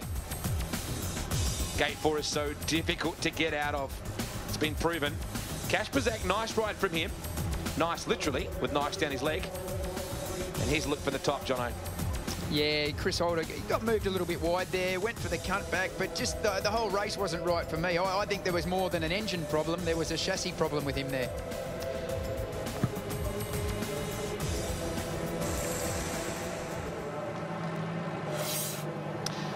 No such problems for this man on screen. He said earlier in his interview with Steve Brandon, he's already scored more points a heat race ago than he did the entire meeting here last year. So things going swimmingly for him at the moment. As I said, certainly been around the game long enough to perform at an elite level. With Jason Crump retiring from the SGP competition before the new series kicked off, it gave Andreas the chance to slip back into that top 8. It's a natural seeding system. The top 8 from each championship are retained for the following year. And then there's a wildcard system that is basically FIM-based seeding, which slides the next 4 in. And then you also have a SGP Challenge qualifying event where you actually have to ride for the last 3 spots in the series. There's always a wild card, a local wild card, which this weekend is Jason Bunyan. And then you have 2 reserves, 2 local reserves, and that's how we get our field of 18. So track maintenance going on here as the sun continues to go just a little bit lower here at Western Springs. A beautiful facility, Jono, perhaps better known outside the Speedway car world with midgets and sprint cars racing here. But rock concerts and, of course, quite a bit of rugby league action as well. Rugby units, a magnificent facility right in the heart of Auckland. Yeah, and a lot of the top, you know, I'm talking the big bands as in AC/DC and U2, and they've all been here. It's a mega stadium. It's like a bowl, the way that it goes up on the hill. So you can, I'm not sure what the capacity crowd here is for when they have those rock bands, but you can pack people in like a big velodrome looking down into it. This is the first of 12 rounds here for the 2013 Monster Energy Speedway Grand Prix. And the World Cup, of course, which will come up as well. 4 events held between Poland, Great Britain, the Czech Republic, and also Prague. This had been here last year, of course. Greg Hancock was the winner. Jarek Hampel was second. Nicky Peterson was third. And Jason Crump, if you remember, got himself into the final as well. Hancock, when you look back on the form compared to that year is right on target for it. Jarek is struggling, as we know. Nicky only just hanging on right now. Yeah, but he's just turned it round there, you know, and you can still, it's all about just getting to semis, getting to finals, and then at the business end, as we saw last year, Golub was absolutely on fire and never made the final in the end. So you've got to carry it out through the whole day, and it's not over for, after that ride. It's not over from Nicky yet, but he's definitely got a lot of work in front of him. Jono, you've ridden these bikes for a lot of years. In fact, you've got to say over 20 years since when you first got kicking with this game. They are a unique beast to ride, aren't they? They're designed to be on the pin and not designed to be going slow. No, whether you've ridden motocross or road bikes or whatever, they are very different to ride when you first get on one. They just, you know, no brakes, no gears. You're really you're turning left on them. So, yeah, here we go. We've got a jet change there. The guy's got the carby off, and they're changing the main jet. As the weather conditions change here, the main jet... That's on the holder bike. Yeah, yeah, and the boys, you know, as Chris said before, you've got to keep up with what's happening in the track. You've got to make the changes. You've got to be clever to keep it all day. Your mechanics and your advisors and the riders have all got to work together to change as the track changes. Do you think this track is going to widen up and up to the point where we can... Definitely. Have sort of turn 3 widen up, or gate 3, gate 4 be competitive? Freddie, second, first, gate second. 3 and 4 are going to be tough. Yeah, no, I really want a heat win. You know, it's good to be in the points and all the heats, but you need heat wins to get into the semis, and that's what I'm aiming for. Longest break now. They're going to do some track work. You're going to do some work with the team. What are you doing? No major changes. You know, we try to keep focused and, you know, small adjustments, but hope I can make some cracking starts from the outside gates now and get some speed up. A little bit of a virus problem on Thursday after practice, high temperature. How are you now? I'm feeling good. I was just after Thursday's practice, I was feeling a bit down, but had some good night's sleep and feeling ready to go. And a lot warmer than Sweden right now. It's freezing back home, so I'm glad to be back here. It's fantastic weather, fantastic environment, and really glad to be here. 2 to go, a couple of 3-pointers you need, I think. Well, let's fingers crossed. You know, I'm going to do my best, and hopefully we'll be in the semis. Thanks, Freddie.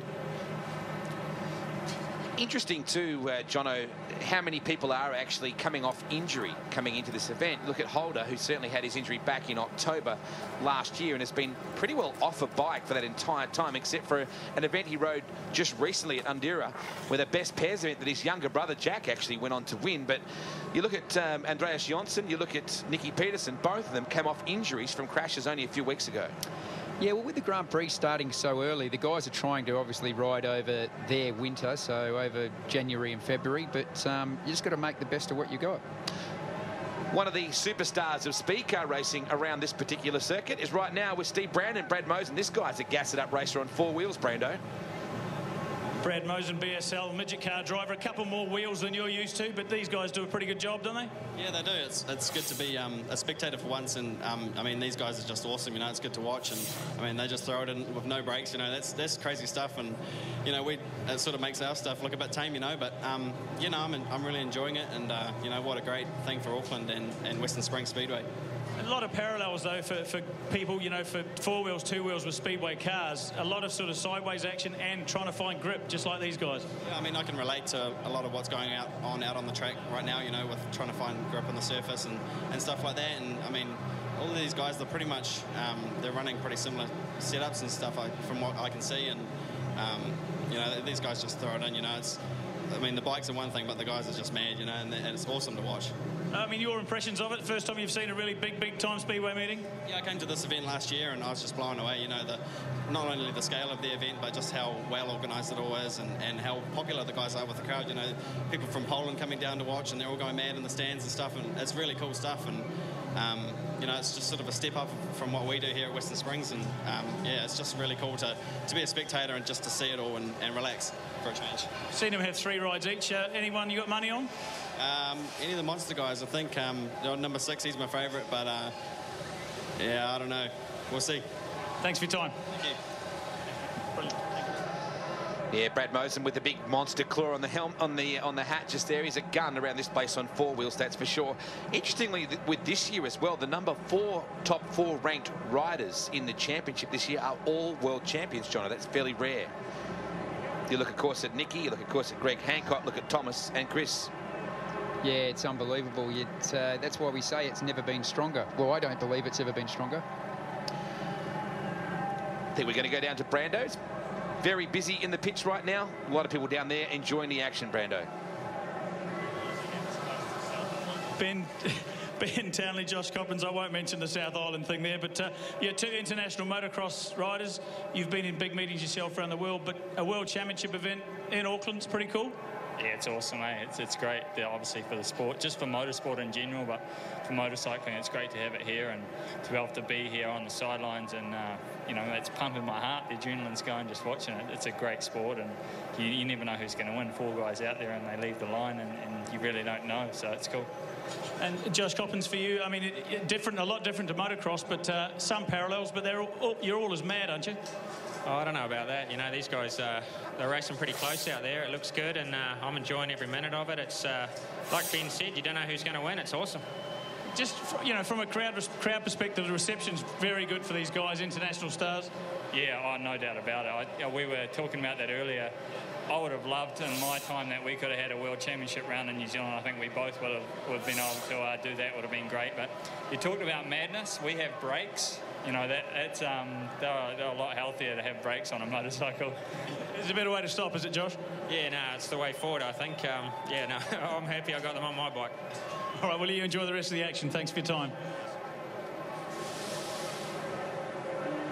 Conditions are cooling down slightly now as well. Sun not quite so fierce. And Jono, yesterday at practice, we noticed that the track has a lot of shade up in turn 3 and 4 areas. We take a look at the current world champion.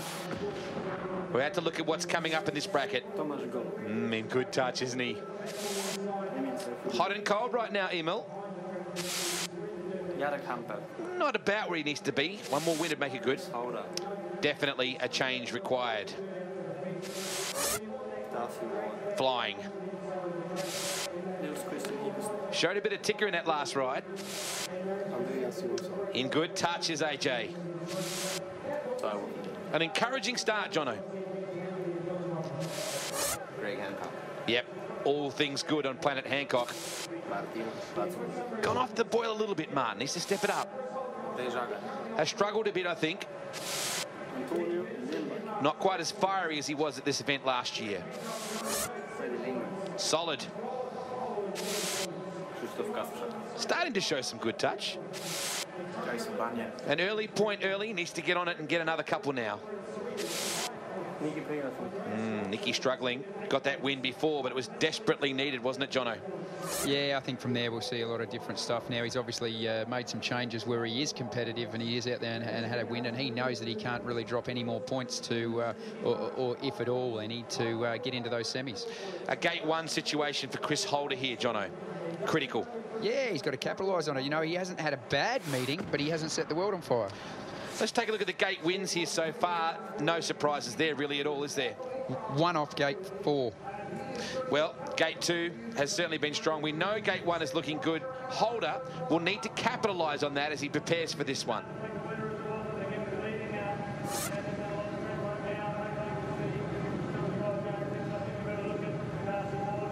Yeah, just the one success from gate 4. Can they turn that around, Stephen Johnston? Yeah, and even the success from gate 4 was where Andreas Johnson worked hard and made a pass later on in the race. He didn't make it to the first corner off gate 4.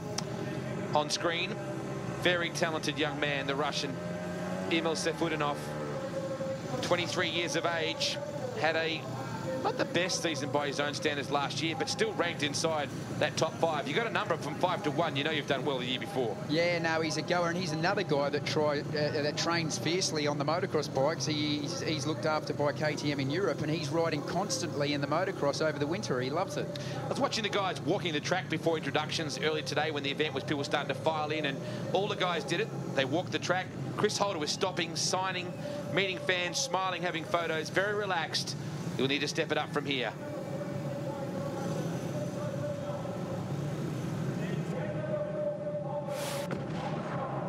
Heat 13. Chris Holder. Gate 1 needs to make it every post. Starting to screw it on now, Yarrick. Hot and cold for Emil. Oh, look out. Thomas from gate 4. This is delicious. What a prospect we've got here. Yeah, and straight after a track prep as well, off gate 4, which isn't always great, because as we saw what happened with Darcy Ward, when they've just prepped it, track's nice and smooth, but warded and even, it's not always great on the outside there. Golub hard up against the boards. He's the last one to come into position. Waiting on a launch. This is going to be a cracker. Golub extreme outside. The world champ, Chris Holder, gate 1. Good launch from Holder. Watch out for Safutinov up the inside. The Russian into second. Holder, your leader, and the Aussie fans go mental. There's a lot of work to do from here. Oh, Chris up high off 4. Has it opened the door a bit? Keeps it flowing. We're into lap 1, and he's got Hampel all over him in second. And Safutinov, he's going to be there lining up. Watch this there. He's just pulling the tear-offs down the back straight. Chris has got a little bit of gap there. As we said, his bike was off the pace in the last one. He's fixed up what was going on there, but now he's actually pulling away there. Hampel, as we know, really, really quick, but Safutinov, even though he's cutting back and trying to line him up, he isn't making up enough ground to even make any impression on Hampel. Golub, no points at the moment. Thomas is running last. There's 1 lap to go. Holder on, say the Aussie fans. Hampel in second, Safutinov in third, and Thomas is not going to get a point here. This is dramatic for Thomas. Out of turn 4 they come. And the world champion bangs one in. On the back wheels, a monster wheelie from Holder. Hampel gets second, and this place has come to life. Safutinov lively for third, and Thomas hand on hip. Didn't think that he'd come out of it with that, but hey, gate 4 is tough. Mate, I like it. You're good. A monster wheelie from Holder. I didn't even think about it. Yeah, righto. That's cool. Good win for Holder, and just takes a little bit of pressure off. Here's the result, 3, 2, and 1 for Holder, Hampel, and Safutinov. Everybody's had a turn on the Sorrow wagon. Everyone's had a chance where they've not been able to get the points they needed, except for Andreas Johnson, who's just firing at the moment. Hancock, Golub, Ward, yet to have his next ride. Holder and Hampel in that top 6. Yeah, and Holder's still not out of the woods there. You know, really good ride there, but on 7 points, his next ride's as critical as ever. And to explain that format, you've got to be in the top 8 in points at the end of your 5 rides. There are 20 heats. You race 5 times in that. And here's a look at the replay. Pretty good launch from Hampel here. He did again, but off gate 2, if you even if you're just a couple of inches in front of gate 1, if you can't get across in time, the guys off gate 1 obviously have the better run to the first bend. It's less distance. It's just pretty obvious how that all runs. But no, Chris, great start there and back on the pace. As I said, I don't think he swapped bikes at all. I think there was a chassis problem with his bike more than a mechanical problem. Look at that. There's one for you. Eat that. Typical stuff from Chris Holder. Helmet still on. He's in the first pit bay. They actually pit numerically.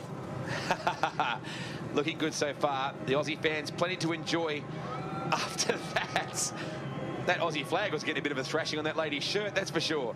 The Buckley Systems 2012 FIM New Zealand Speedway Grand Prix from Western Springs. New Zealand has embraced this event for the 2nd year running.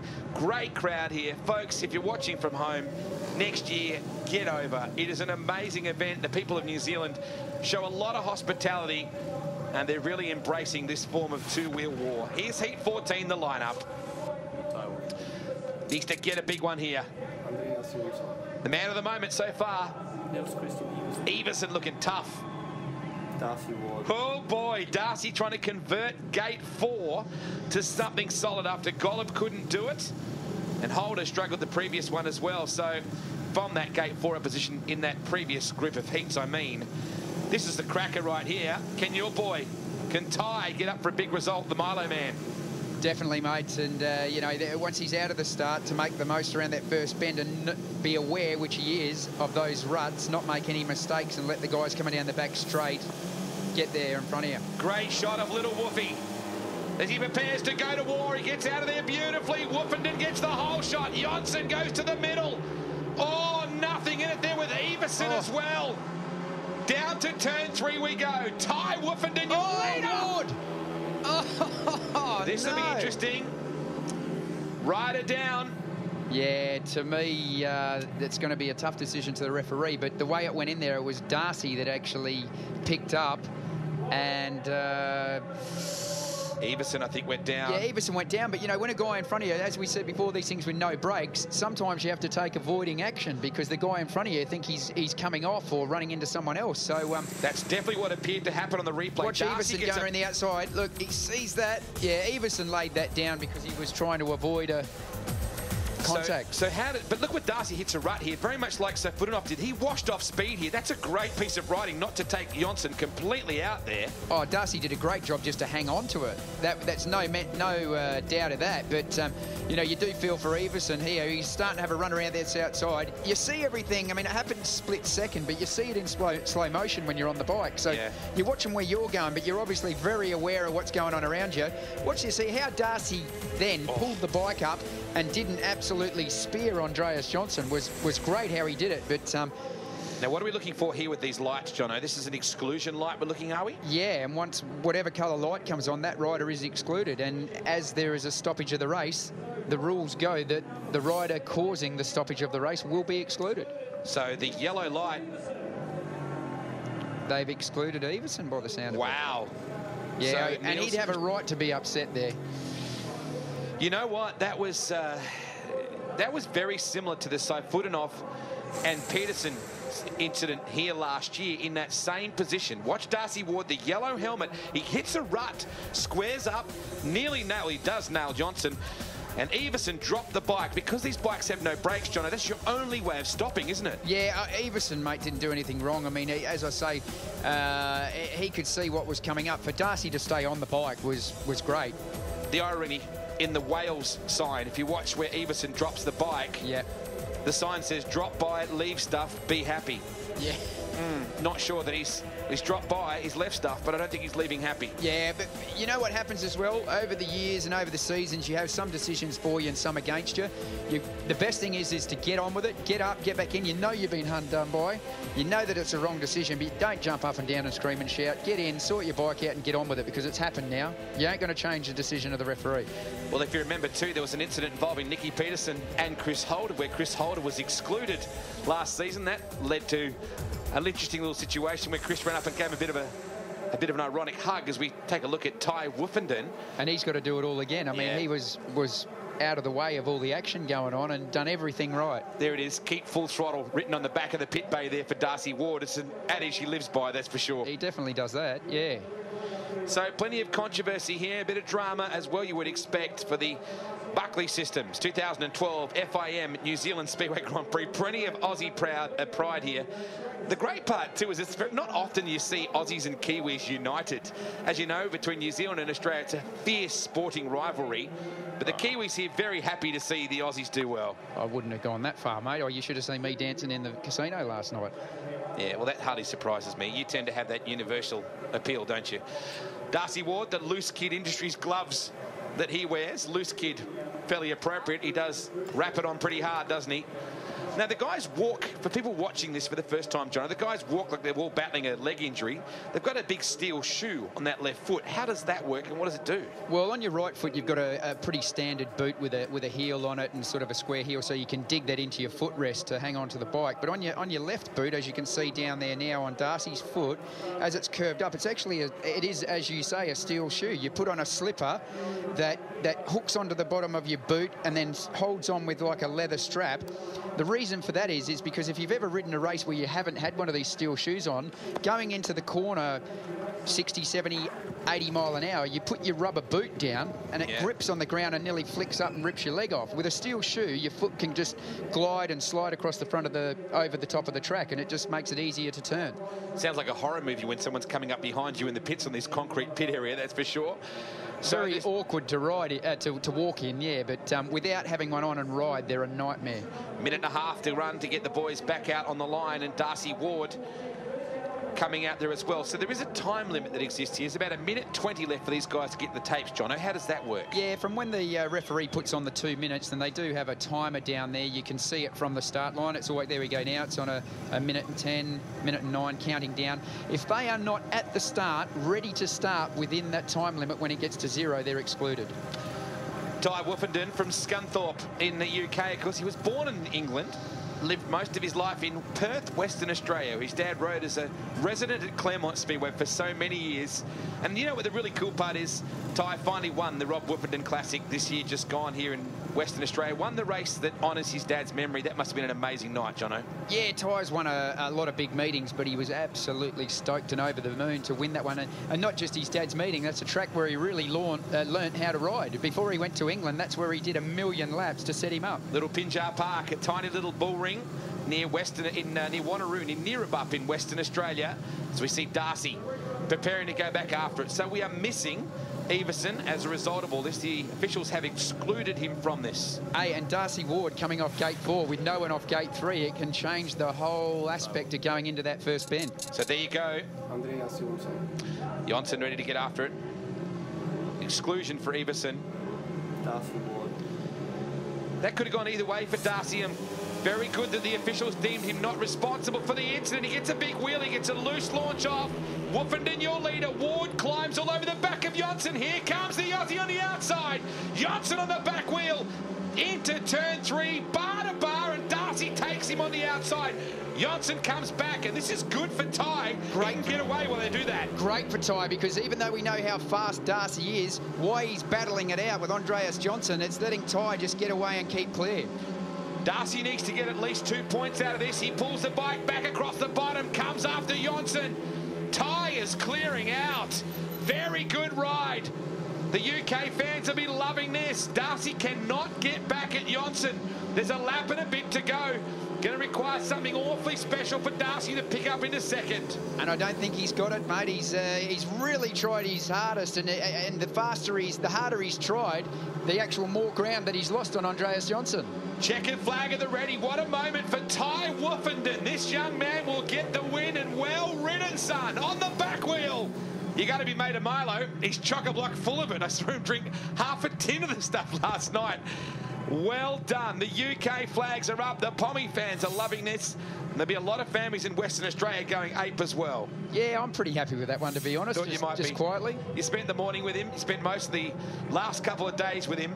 The Barmy Army waving the flags around, and Ty acknowledging the fans. Of course, he raced back in 2010 in the SGP. Didn't have the best result.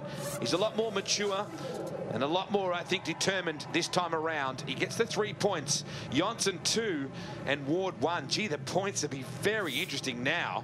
Let's add Jonsson's tally. He's got 10. Darcy Ward still has 8. Hancock and Gollop and Holder and Woofenden and Hampel all with 7. Look at him there on 7. As I said with Holder, you know, great ride in that last run. He's still on 7. Ty just has a win. He's on 7. You're definitely not safe there for a semi on 7, so the pressure is on. And bear in mind that Greg Hancock is about to have his third ride. So here's a look at the restart once more. Darcy carried the front wheel a long time there, Jono. Yeah, he didn't make a disastrous start there for gate 4. But he still, then it seemed, as I said, the harder he tried, he was trying inside, he was trying outside, he was really trying to turn that bike inside out. He lost ground on Andreas Jonsson the harder he tried. Greg Hancock will have to face the gate 4 hoodoo right now. Just see Ty, a bit of a wriggle, settled the ship nicely, and he's pretty good at these wheelies. He popped them pretty well most of the practice session yesterday, much to the delight of the fans. He's really got his game face on too, Jono. Not much conversation out of him this morning or last night. No, he's dinkum, mate. He's really serious. He's even though he weighs nothing, he's lost 6 kilos since Christmas. He's been training hard, and I believe this year he's having a real crack. He's got Pete Adams, who's his team manager at Wolverhampton, that's basically going to manage him in the Grand Prix this year. Great. He's at all of them other than this one, and Pete's been around for 2 million years, not just 1 million years. He's been around for longer than that. He knows pretty much everything about Speedway. 8:15. Needs to convert gate 1 to a win. Shagar needs to get on it. Tough night for him. Greg Hancock. Yeah, look out. Gate 4, can he at least get up alongside gate 1 as they get into turn 1 and maybe make Lindback work for it? That's going to be the tough call, isn't it? Antonio was greased lightning here last year. Had a very good finish to the season last year as well, Antonio, with a win at Torren and also in Italy. In the last 4 rounds, he was basically on the podium, had a phenomenal run. Yeah, we haven't seen the best of the Rio Rocket so far today, mate, because when a couple of people last year was surprised how well he went. It didn't surprise me at all. I know what he can do on a bike. Very charismatic, always got the headphones on with the tunes pumping. What's the iPod plan this time? Is it a win? Very good launch out of gate 2, but he missed very hard. He goes Zagar, Hancock through the middle, 3 wide out of 2, and Antonio is G-O-N-E gone. The Brazilian-born Swede is on it as we come back to the main straight for the first time. Jonsson would be watching all this because he's trying to see where Hancock is going to figure in the points as we go through this round. So Andreas to be watching very carefully from the spectator side of things to see where Hancock ends up. Right now, he's only going to get 1 point. Hey, and if he's not careful here as well, keeping it down low on that top corner, everyone now is riding a much wider line. Greg holds it quite tight on this next corner going into. See, he's holding it down there. Watch this. Oh, no, he's drifted back up a little bit wider. But, yeah, no, he's not happy with how the setup is at the moment. BUCKLEY, the Slovakian, doing a nice job at the moment in that second spot. He won Gorzo, the GP, in 2012 on a wild card. He's doing a pretty handy job at the moment in second. Coming after Lindback, Checker is out. Antonio delivers a very critical win. BUCKLEY, strong ride for him. Gee, Greg Hancock only able to get the 1 point from that gate 4 position. Zagar got a fantastic start, but drift right out to the wall and lost that spot. This guy's just cool. He can be born in Rio and be a Swedish rider. That's going to be the best of both worlds, doesn't it? He's definitely got the best dreads in Speedway as well. The Monster Girls are pretty fond of him, as most people are that meet him. Lindback, 3 points. BUCKLEY, 2. And Hancock, just the single. Zagar, unfortunately, missing out. Let's look at the points. Hancock should go to, gee, only 3rd out of that. A win would have put him equal with Jonsson. That's why I said Andreas would have been watching that one with plenty of interest. Nice job for that man, Antonio Lindback. Here's the restart, or look at the replay of the start. Yeah, no major surprise there with Antonio coming out of one, but also, you know, he hasn't set the world on fire so far, but I pretty much expected him to do that there once he's got the wind in his face, and off he went. But surprised me with Greg more than anything. Goes out of the start here off gate 4, cuts back, makes a good bend there. Like, Greg's in a commanding position here to go into second place. As he comes off that bend down the back straight, and then goes from there and just drops back and drops back. So, yeah, I'd say there's definitely, I'd say, bike problems more than Greg not riding the bike right. Do you remember last year, Jono, at this event, gate 1 and 2 were certainly the favoured positions, and everyone was talking about that. And then we got to this semi-finals time, and the guys were pulling really different gating numbers that surprised us all. Gate 3 all of a sudden became a sweet spot, and the whole thing changed as we got towards the really important critical semi-final time of the night. I wonder whether that will happen tonight. We really haven't seen much out of gate 3 or 4 yet, as we see Freddie Lindgren has really been a bit more aggressive tonight, hasn't he? Yeah, definitely. And as I said, I expect big things from Freddie this year. Heat 16. Needs a win here critically. Jason Bunyan. Still trying to get another result for New Zealand. Kasperzak needs to settle. Freddie Lindgren.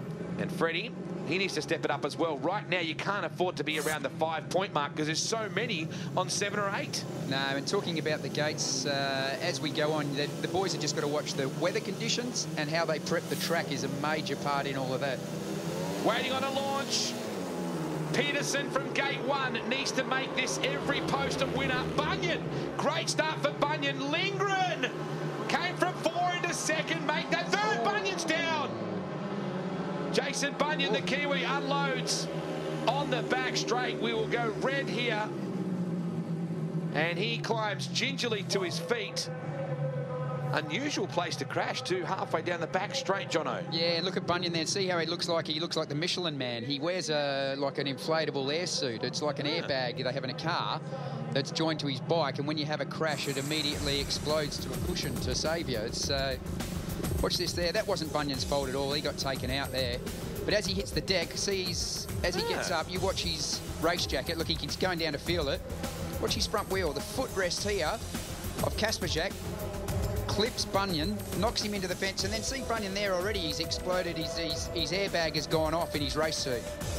Holy cow. Yeah. Gets up looking like a Teenage Mutant Ninja Turtle. You know, that sort of... Look at his back there. Look how big the suit is. But, you know, it obviously helps save with core, body and back injuries. Wow. Now, we're looking at the contact that was just made just then. It was Kasperzak who unfortunately made contact. Christoph really didn't do a huge amount wrong there, did he? No, it wasn't like he tried to stick him into the fence. They're all coming off the bend. They all meet in the same position. Watch this here.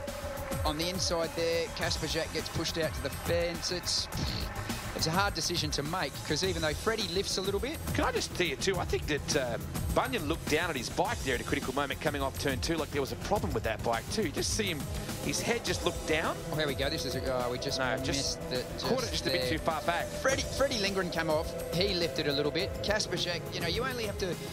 You're going at 70 kilometres an hour, 75, you know, 100 kilometres an hour or more. You only need to lift a couple of inches or move a little bit at that speed and all of a sudden you're on the fence. Recently became a dad and only got married 3 weeks ago, did Jason Bunyan. What a honeymoon. Yeah. I'll take you to the Speedway, love. Yeah, here's a hot dog. Enjoy the night. So here's the New Zealand Flans getting right into it, the Silver Fern. But let's have a look coming off the turn. You tell me if it means anything at all. But Bunyan appeared to look down at his bike as he came off the turn. Now he's on the outside here. We may not see it from this angle. Just watch. It was just before that. Yeah. Before there was contact. Certainly an unusual place to make to get off the bike. He had no choice when his front wheel was taken just then. The ELF sponsorship on the side. As the UK-born multiple Kiwi champ takes a tumble. There's Kasperzak, the man probably at the centre of all this, the Casper Racing. Just waiting on a disqualification light here to come up. Yeah, another tough exclusion there. Bunyan excluded. Bunyan excluded. It's another tough one. Yeah, I don't reckon the referee's having a great day. But, you know, the decisions have to be made. Bunyan would feel pretty hard done by.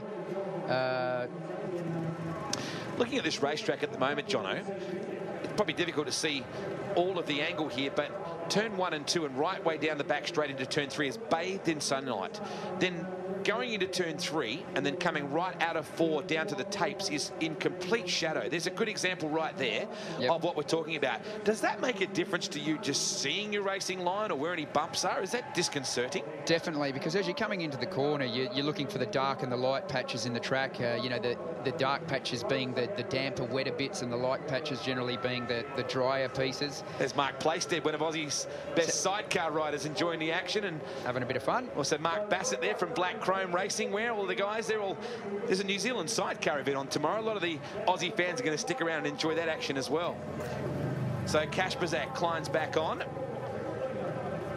And Caspo, he really needs a win here as well. We're getting to the point now where you got to be around 6 or 7 points at your least to be in the top 8 after your final ride, which will come up in this next bracket of heats. Top 8 go through to the semi-final, and then you have the fastest or the first 2 from each of those 2 semis. They then go through. We're looking down there on Nicky Pedersen's exhaust pipe, and they've all got these Kevlar guards now, which is a rule that you've got to have a guard over your muffler off the rear section. But Nicky's actually had one fitted to the front of his pipe, and sort of a safety thing. When you have a crash, a lot of times you end up under the bike, or you run into someone, you can burn them quite badly. So it's just a safety device that they've all got on the bikes now. And we have seen Nicky get off the bike on a couple of occasions last year. One notably and memorably in the final round when he clashed with Chris Holder, and things got very heated indeed. He's definitely not scared to do gymnastics on the motorcycle. He's been off it a few times. Here's your restart graphic. Excluded Jason Bunyan. Disappointing for him. Caspo. Lindgren. It's been aggressive. I like that ticker, that right on the outside of Hancock earlier impressed me for Freddie. I caught him skipping rope just before the GP earlier today. Seems like he's in very, very good physical condition this year. Yeah, like you said, he had that virus a couple of days ago, so I don't think he's 100%, but yeah, he's put in a bit of work over the winter to get pretty fit. Nicky Pedersen riding with broken ribs from a crash he sustained only a few weeks ago. Back on the bike now. Watching Lindgren using the outside. Turn 2 seems to be pretty nice, a smoother run if you can get up about a third track as Kasperzak comes after Nicky. Lindgren on the bottom. This is going to be a pretty good race here. Kasperzak is fast as. Look at him taking the high line here. Nicky's aware of that. Nicky's not going to cut back down the inside. He's not going to quite get his nose up enough to get in front of Nicky there. Having a good look at Lindgren. Lindgren right in the high yard. Very big, long run around the outside. Kasperzak going to have one more go at him. Can't quite get close enough, but he's got the added distraction of Lindgren all over him, so he can't really take a big chance. If he opens the door, Freddie's going to nail him. One lap to go. And we're only going to see this racing line as it gets into this part of the meeting. This is when on that top corner. Look at Freddie go down low there, having a real... Oh, I think he's got there. He's got into second place. What a turn. Just say he had to be careful. Here he comes, coming up to Pedersen as well. Back on the inside comes Kasperzak. And Lindgren picks up 2. Nicky bangs 3 into the bank, and that was critical for him. Last lap by Freddie Lindgren. Fair play there. But Kasperzak, even though he'd be kicking himself giving that point away, quite lucky to even be in that rerun. A 3-time world champion on screen right there. 2003, 2007 and 2008. And runner-up in last year to Chris Holder in that dramatic final at Torren. 121 Grand Prix to his credit. 13 of those he's won. Series average of 12.02. When he won in 2008, it was 15.8. Pedersen gets the 3 points. Lindgren second, and that shuffles the deck even further. Lindgren comes into that 8th position. Nice job for Jonsson, sitting on top right now.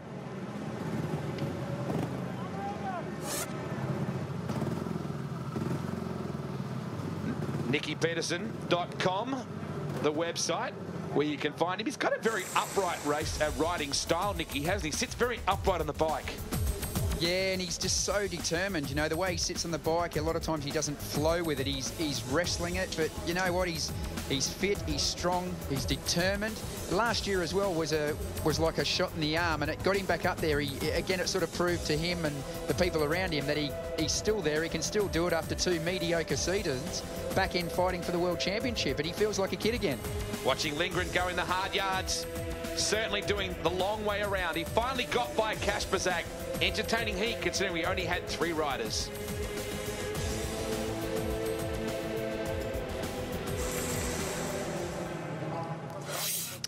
Nicky's got the sleeves rolled up, literally, Jono.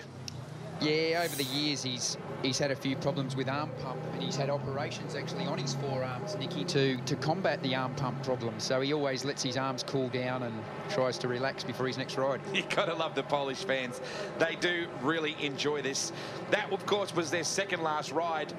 We only have the one individual ride now for each competitor to get their final bank of points. Great crowd here on this back straight in particular. They are jammed in around the Western Springs Speedway. The Buckley Systems 2013 FIM Speedway Grand Prix. 2012 was an epic event, and this year has really delivered as well. If anything, I think the heat racing's been better than last year, Jono. I think the whole Grand Prix series, all of them now, are just so exciting to watch. I mean, it's, you know, I've been around Speedway for a long time like yourself, but even if you look at a lot of other motorsports, you know, the races are normally, you get the 4 laps done in around 60 seconds. You've got 20 heats to watch here. There's always a bit of controversy. I just think it's an exciting thing to watch. Single-cylinder 500cc engine that punches out what kind of horsepower? You get anything from 55 to 65 horsepower, but your power-to-weight ratio is incredible. You know, the bikes weigh 78 kilos. Steve Brandon is down the pits. There's plenty going on down there. We'll be crossing to him at some point very soon. Engine compression, is that what slows the bike a little bit down? Because you don't have any physical brake, but when you get off the throttle, will it slow to some extent? It does. Like once you get off the gas and you're not, you haven't got the throttle on and you're not, the back wheel isn't driving, it's amazing how quickly it does. You knock the throttle off and it will slow down on engine compression a fair bit, but you're still not going to slow down enough to miss someone that's fallen off in front of you. You have to avoid them, or a lot of times, like Neil's Christian Everson did, laid the bike down. Jason Crump, first time not on the SGP in such a long time. What an amazing career, Jono. Yeah, unbelievable, you know, and you've got to make the decision when the time's right. When you've had enough, you've had enough. And, you know, Crumpy's a family man. He's married with a couple of kids, and they've been travelling between Australia and Europe because he has lived in Sweden for quite a while as well, for a lot of years. And when the time's right, I mean, I'm sure Jason Crump could have been out there mixing it, you know, and potentially winning world championships. He's definitely still a brilliant rider. You don't just lose that. But, you know, you've got a lot of decisions to make. The guy's won 3 world championships. He's been in the top 3 for 10 years in a row. An incredible career, and he's just time for him to move on and do what him and his family want to do now. And I think he's pretty excited about it. Easily the most decorated Australian rider in Speedway history. From a top 10, from a top 5, from a podium, from a national championship, from a not a national championship haul, but a world championship haul, there has been none better. Yeah, no one could question that at all. But you know, like he's made the decision, and fair play to him. Whatever he does, I'm sure he'll be successful in it. Wonderful to see that Lee Adams continues to work on his path to recovery. The 10 times Australian champion lives now with his family back home in Mildura in Victoria. Great little hot spot, and Olympic Park Speedway will always be one of his great homes and one of the places of many of his wonderful triumphs. And Lee continuing to recover from that injury in the desert race. We're going down to Steve Brandon, who's right down with the hammer, Jarek Hampel. Jarek, 7 points with 1 to go. Need some more? Yeah, what can I say? What can I say more? I need the point, of course. If I want to get through in the final, in the semi-final race, of course. It's not that easy today, you know. I've got a little bit trouble with the setup on my bike, you know. It doesn't work same good like last year. I need to use a little bit different equipment because the track is a little bit different. So the best thing is, you know, to find a good line, and of course make a good gate and try to go the fastest like I can, you know. Is that the hardest thing to find today? A good setup that gets you off the start? Yeah. Yes, that's right. And it's very important to go, you know, very good line, you know. It's I don't know. You need to race the first turn, you know, a little bit different than another one. So yeah, it's pretty complicated. More points to come. Hopefully we'll see you in the semi-final. Thanks. Hope so. Thank you. Well, Emil saying it himself, bike setup issues at the moment. You have to have everything working for you, don't you? Out we come for this final group of heats. It's amazing, John, there's so much anticipation. It takes so long to get here, and it goes by so very quickly. Here we are facing the last bracket of heats before the semis. Thomas Golub about to come out. This will be a cracker as well, heat 17.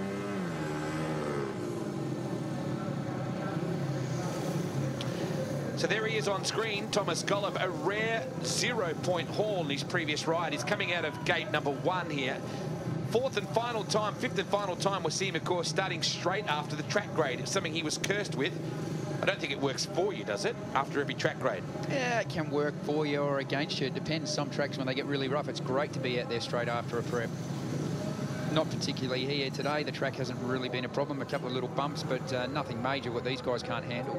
Interesting there as well, Freddie Lindgren's out in heat 16, and he's out again now in heat 17, so he wouldn't have had time to do an awful lot to his machinery, but you know, he had a good ride anyway. I don't think he'd need to do an awful lot.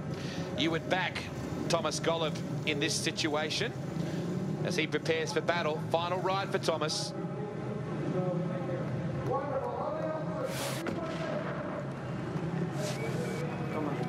Time to get 3. Interesting to see how he goes in this one. Freddie Lindgren. Lindgren becoming a bit of a muscle man. Martin BUCKLEY. BUCKLEY started quickly. Just maybe tapered off just a little, and from gate 4 it's going to be a big haul for him.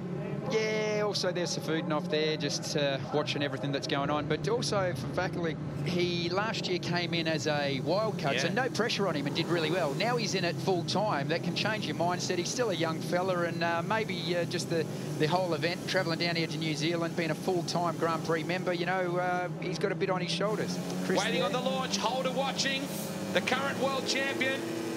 Let's see if anybody can make gold out of 3. Very good launch from Lindgren out of 3. Golub, your leader. Watching now as BUCKLEY rockets back up the inside. So Lindgren looks strong early. Golub goes to the bottom. They drift up track, and here comes Lindgren. He's aggressive this year, is Freddie.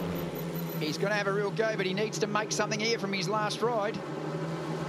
BUCKLEY hanging on to both these lead riders here at the moment. Out of the shadows we come. Off turn 4 down the main straight. 2 down, 2 to go. Great shot from the wall cam then. Nothing in this. Golub is leading, but he's not by any means got an easy lead. Back to turn 4 we run. Lindgren lively. Is he going to be able to hold on? Everson starting to show some good speed as well. Freddie's going to have one more go at him. Down into turn 3. Can he make it stick? Look at Freddie. Well done, Golub. Bangs the final 3 in. Oh, nothing in that for second. So in your opinion then, who was second? That was close. Yeah, Everson just got there, mate. You know, you feel for him there where he missed that race before, but still that's not going to be enough to get him through as far as I'm concerned. Critical 3-point haul for Golub as we head to the semis. Everson will bang second with 2 points in, and Lindgren just the 1 point. That's going to hurt. Let's have a look now. It puts Golub safely, you would think, into the, yeah, well, certainly into the semis. Johnson, Hancock still to ride again. Ward still to ride again. Lindgren with 8. Is that going to be enough to get him into the semis? We'll find out soon. It's going to be tough. Thomas off the bike. Critical gate 1 at the very end. Not a bad way to finish off your heats, is it, Jono? Nah, good. I mean, exactly what he needed. And Thomas is just building up to this semis and the finals. He's not going to make the same mistake, I would think, that he did last year after having a cracking meeting and not making it to the final. Yeah, that hurt, didn't it? We all expected him to be in there. He was in such good touch getting into that final ride. Look at the replay here. Thomas down low. And Everson and Freddie. Yeah, Freddie made a big mistake there. You know, made a pretty good start off 3, but then just drifted wide and wide and wide and give Everson enough room. But good finish. Freddie came back, but it's all too late. Heat number 18 is going to be a screamer as well as Thomas. Look at that. Hasn't even got a sweat. 3-1-0-3. Not even a sweat up on that bloke. No. He's actually even too serious to sweat. That would seem to be inconvenient. This is going to be a cracking heat, Jono. Ty Wupperton up against Chris Holder. Throw in Nicky Peterson as well. Throw in the wild card of all wild cards, Antonio Lindback. Nicky Peterson. Gate 1 critical. Ty Wupperton. Having a good GP. Chris Holder. Wow, they're tired, him and Ty. Antonio Lindback. And Lindback plenty to play for. And between these guys now, all being on, 2 on 7, 2 on 6, who beats who is going to be who gets into the semis, isn't it? Yeah, wow. Tough. Very tough call. So Holder, stacks to play for here for him. Well, all of them, really. Ty Wupperton, he'd love to get into the semis on debut in 2013. What can he do here? Time to go. Last ride for all these boys if they can get into the semis. Peterson gets a good launch. Holder gets a good launch. Wupperton and he go bar to bar out of 2. Holder winds it up. Ty like a rocket through the middle. Well done, Wupperton. And Nicky again with a big comeback towards the end of the meeting. Look at Holder around the outside. He's got that thing wound right up. He's got a lot of speed on Ty here. Nothing in it down the main straight. Here comes Ty coming up to Peterson. Oh, this is good riding. They are absolutely second twist of the grip here. Again, Holder trying to make the outside work. Chris, I think he's going to run out of time unless he gets a rocket launch out of 2 here. Oh, Wupperton almost hit the back wheel of Peterson. Wheel stood over the back of his mudguard to miss it. That was an unbelievable ride. There's 1 to go. Ty taking on Peterson. Well, Peterson got screwed up. He lost a lot of ground, and Wupperton coming at him. This is an amazing race for the lead. Peterson will tie it up, or will he? Ty comes back. That was a great ride by Ty. So clever, inside, outside. And how he did that, when he hit the rut and lifted, I just thought he was going to plough straight into the back of Nicky. Geez, not the point Holder needed. Only the 1 point. What a ride from little Ty. That could be the ride that keeps Holder out of the semis, mate. Peterson, he wouldn't have known just how close that became to disaster. There he is on screen. It started very slowly. He's been getting better and better. Heat 18, he gets the win. But Woofenden had everybody's heart in their mouth then. Here's your results and your critical points. Peterson 3, Woofenden 2, Holder 1, Lindback. Disappointing by his own standards here tonight. And Ty wasn't going to settle for the second place, was he? Right to the end. He wasn't thinking just getting enough points for the semi. He was thinking about winning the race and passing Nicky Peterson. Now this is critical for Holder. He only has the 8 points. So Footenhoff, he can upset the apple cart here. I think if Footenhoff can get a couple of points here, he may put Holder out of the semi. Nicky got a great start. Nothing in it between Ty and Holder, but we know what we're looking for is the replay coming off turn 2 a little bit later. I'm hoping so. I want to see it again. I was holding onto the chair here. You were under the chair, admit it. But that's where that inside can be so dangerous if you're not ready for it. You know, like you can actually hit those ruts. Here we go. Watch. Boom. Oh, it must have been millimetres in it from hitting that back wheel. Holder did everything he could to get the outside working and couldn't. And Ty, very, very close. That's a good confident boost, though, for Ty, though, to have a ride like that against Chris Holder and Nicky Peterson. So Nicky, wondering what his point situation is now. I was watching, interestingly, I think Footenhoff, if he has a good result here, this will be a glancing blow to Holder. He's got 8 points. Look, you've got to look a couple of ways, mate. Last year, yes, 100%, as the current world champion, to not make it to the semis. Yeah, going to be tough. So Footenhoff's got a good gate.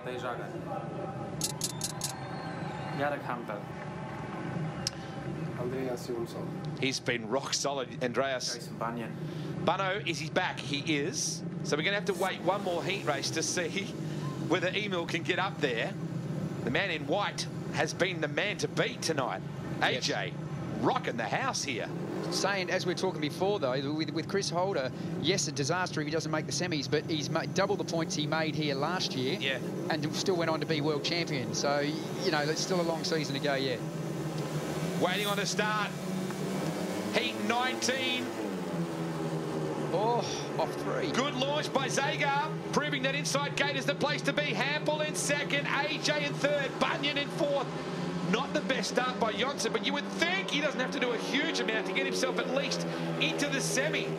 And finally, Zagar starting to show some speed. Matty Zagar, nice work over Hampel. Back to Johnson, back to Bunyan. Johnson winding up turn 3. Nobody really making the outside work. He crosses back to put a move on Hampel. There's nothing in it with 1 to go. But look at that now, the turnaround. Zagar hasn't done much all night. Out there in front, absolutely flying. Well, he gated very well in his last ride too, Jono, but he just turned in a bit too late in 1 and drifted up track and lost 2 spots. He certainly didn't do that this time. Watching Hampel, enormous pressure now from AJ. Andreas Johnson coming at him as we head down the back straight for the last time. Well done, Matty Zagar. Gets himself a win. The 30-year-old, very good job. The Slovenian, an 11-time Slovenian champion. And puts Hampel up onto 9 points. So there you go. Very interesting situation right there. So on screen, the Slovenian fans, plenty to be pleased about from Matty Zagar's point of view. Darcy Ward and Greg Hancock, both on 8 points with 1 ride to go. Exciting stuff, mate. Here's the result right now. Zagar, Hampel and Johnson, 3, 2 and 1 respectively. Golub and Johnson now goes to the top by 1 point over Thomas. Nicky Peterson, Woofenden, Hampel, Hancock, Ward, and now Lindgren and Holder. So Holder has 8, Lindgren has 8. Oh, it's a nervous time, Chris, isn't it? It could go either way, son. This is critical. This ride right now, I think from Footenhoff's point of view, is critical. Here's the replay of the restart, of the start situation. And Matt nailed this one beautifully. Kept it down nice and low. He was 7th in 2006. He's back to the series after getting through the SGP Challenge qualifier. And very happy to be racing on home turf this year with Crisco picking up a round of the championship. Yeah, great. And I think as the season progresses, he'll pick up speed as well, doing more meetings throughout Europe. It's looking very tough for Holder to get through to the semis. Checkered flag falls. Let's hope it hasn't fallen yet on Chris Holder's assault here on the Buckley Systems FIM New Zealand Speedway Grand Prix for 2013. As we take a look at Emil Safutinov, who could put the nail in right here if he hasn't already. We did see Lindgren and Holder both on 8, but Holder being positioned in outside that, behind Lindgren. Yeah, well, normally when it comes to riders on equal points. Hancock a chance here to bang 3 more in. Gate 2, he's got a good chance. Darcy out of 3, that's interesting. And Casper's starting to show some ticker late in the event. So what do you think? Well, mate, when riders are both on equal points, it's who beat who when they race together. Wow. And that's how they go back on it. They're on the count back. So Footenop, I think, has only the 7. He needs to score at least 1 or 2 points here. And you would fancy he's a chance to do that out of gate 2, but he's got Darcy alongside him. So mathematically, this is still anyone's. Great launch from Safutinov. The Russian's in the lead. Darcy's in the 3rd. He drifts wide. Oh, this is critical for Holder. Safutinov has currently got 3 points as Darcy winds it up on the outside. Ward into 2nd. Look at the speed he's got on Greg Hancock. Here comes Darcy. He's going to have a crack at Safutinov here as well. Superb racing into 3. Darcy's got the speed. Here he comes again. Oh, yes. The crowd just went nuts here. He puts the low percentage pass and the Russian comes back. Emil says not yet. Oh, this is beautiful. Ward switches to the back. Into the inside. 1 to go, Jono. From outside to inside. Look, Safutinov here's got the speed again. Safutinov will not give him enough room to do that again. No chance at all. Look, Darcy's going to go right the way around. He has. He's got the speed to go around him again. Here we go. Run to the checker. Yes. One-handed. And the crowd goes absolutely ballistic here at Western Springs. And an acknowledgement from Darcy to Safutinov then and said, well done, son. They gave each other the room.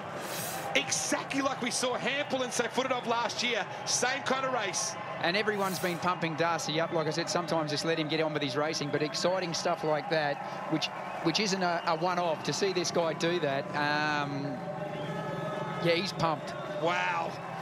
Wow, wow. Safutinov will bury Holder, though. That's the interesting part of that. Ward, your winner from Safutinov and Hancock. Kasperzak, no points there. The place has just gone mad.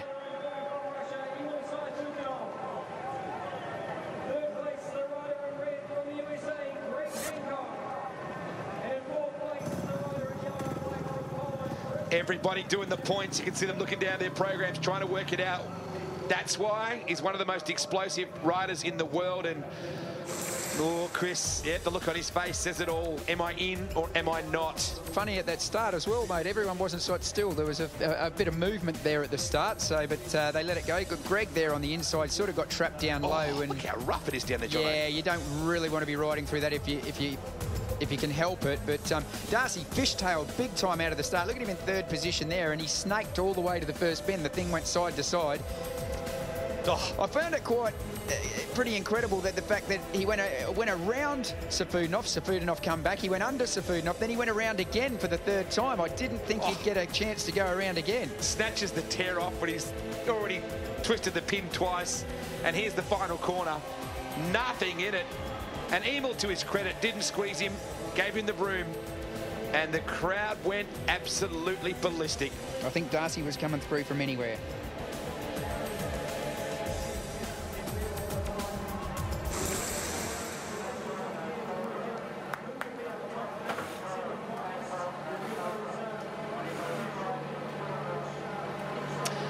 Could be just any kid, really, on a corner enjoying a Speedway event, but he's not. He's one of the most explosive talents in the world of Speedway motorcycle racing, and that's why.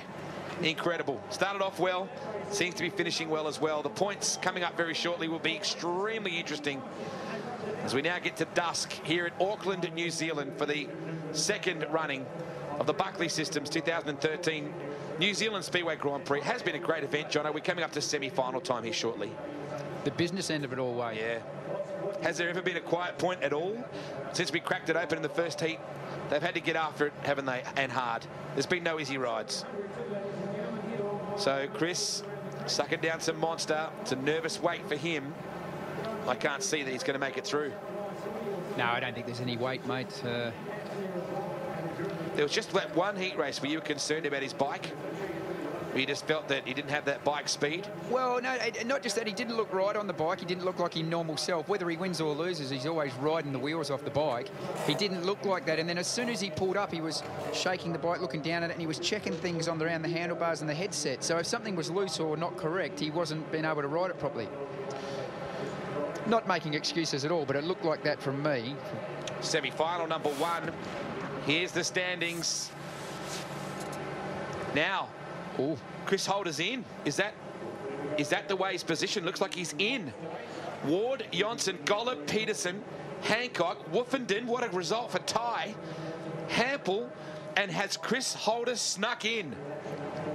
Has he kicked the fly-wide door open? Mate, the skin of his teeth. I really hope he has. Because Lindgren, we would have thought that Lindgren and he were too locked on those points together. So maybe when they faced each other, as you said, Holder had the one-upmanship in that one. Jeez, a lot of anticipation here before they announce this to the crowd as to who's in and who's not. And really, all you have to do is get yourself to this point, Jono. It doesn't matter how you got there to the semis. Once you're in there, then you go after the final. If you can lock yourself in. Well, look at Nicky Pedersen.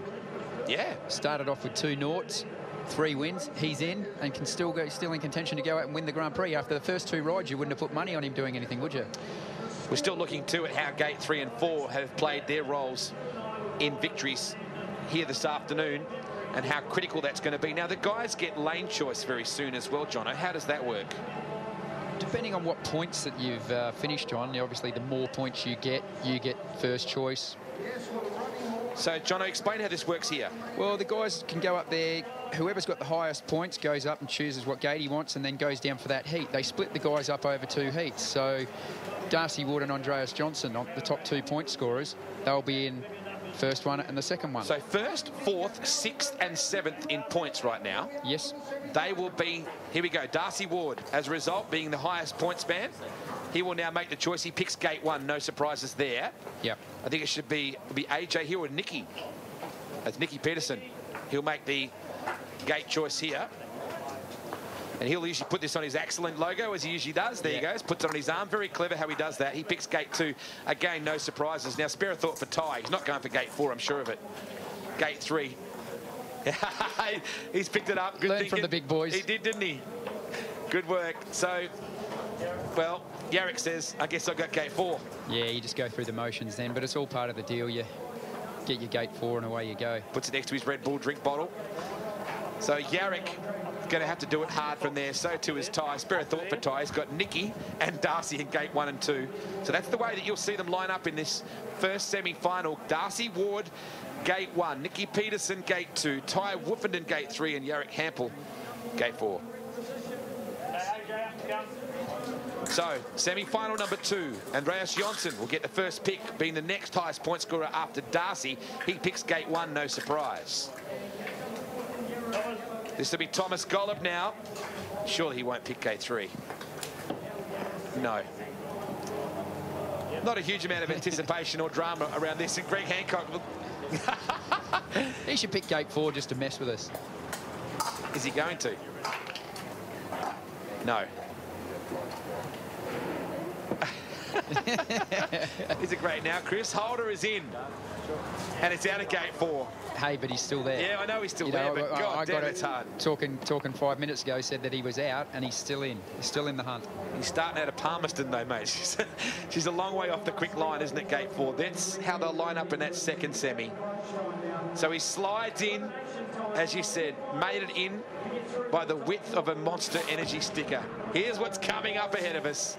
Going to have to work hard from the outside. Gate 3 in with a chance, having a great GP. How good's his comeback tonight? Darcy Ward. A stick of dynamite about to go off. Chris Holder. Snuck in. Now can he make the most of it? Greg Hancock. Business-like. How can you write that guy off? In the semis this year. Clearly one of the fastest 2 riders here tonight. Having a blinder is AJ. So we wait, track preparation done. We get set for 2 semi-finals and then the final. We need to get the fastest 2 from these 2 semis. Crowd on the edge of their seats. This is going to be a rip snorter, Jono. There's the hardware. Yeah, you know, and we're talking about this already with they're saying Chris Holder, he's going to be off gate 4 and da-da-da. It can also work in your advantage where sometimes the guys off the inside, the guys off gate 1 and 2 can mess each other. Look at the stats here. But the guys off the inside there could mess each other up going into the bend, and sometimes even though you might not make a great start, they can hold each other up in the first bend and you can still nip up the inside, or you've got options. So, you know, you've still got to stay positive about it. Well, here's a look at how gate 3 has actually been 1 win better than gate 2. So that's interesting. And everybody went who had that second points. Everybody went straight for gate 2, not for gate 3 in that situation. So interesting the way that all panned out. Yeah, definitely. Look, they're all having a great time. Oh, Playstead still having a good time there, that's for sure. It is a wonderful atmosphere at an SGP, and this is the closest chance for those in the southern hemisphere to get to one of these. The events overseas, and particularly in Poland, must be quite amazing, Jono. They are. You know, there's a lot of really good ones. Poland's Polish Speedway always stands out, but Cardiff to me is the creme de creme. You know, to go to Cardiff in an enclosed stadium, you know no matter what happens, whether you travel from the other side of the world or not, you ain't going to be rained off at Cardiff. Yeah.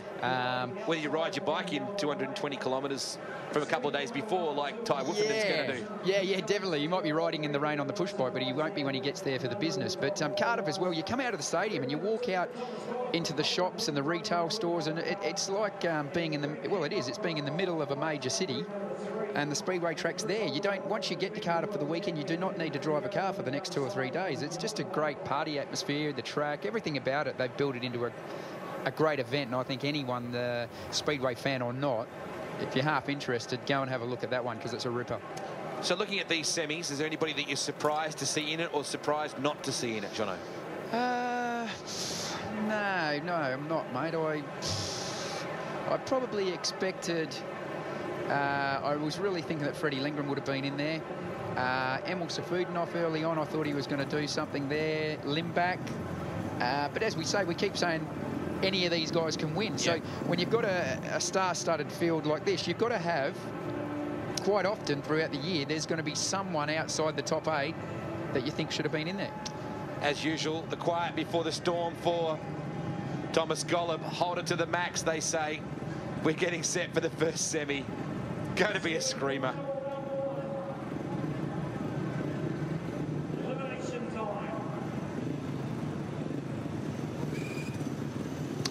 So you have to be first or second, Stephen Johnston, in order to go through to the final. The big dance, what they're all here for.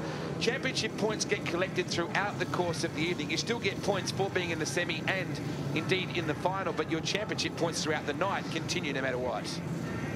Yeah, the system different to how it used to be. You're still, every point counts, especially when you get towards the end of the year. If you might be trying to just stay in the top 8 or qualify, or you know, even down to World Championship points. Every point from the beginning to the end of the year is the utmost important. Yarrick Hampel on screen. Ty Woofenden set to go as Chris Holder prepares to go out, keeps pointing at the helmet. The #1 rider in the world, the youngest man to do that at 25 years of age. Set now for semi 1.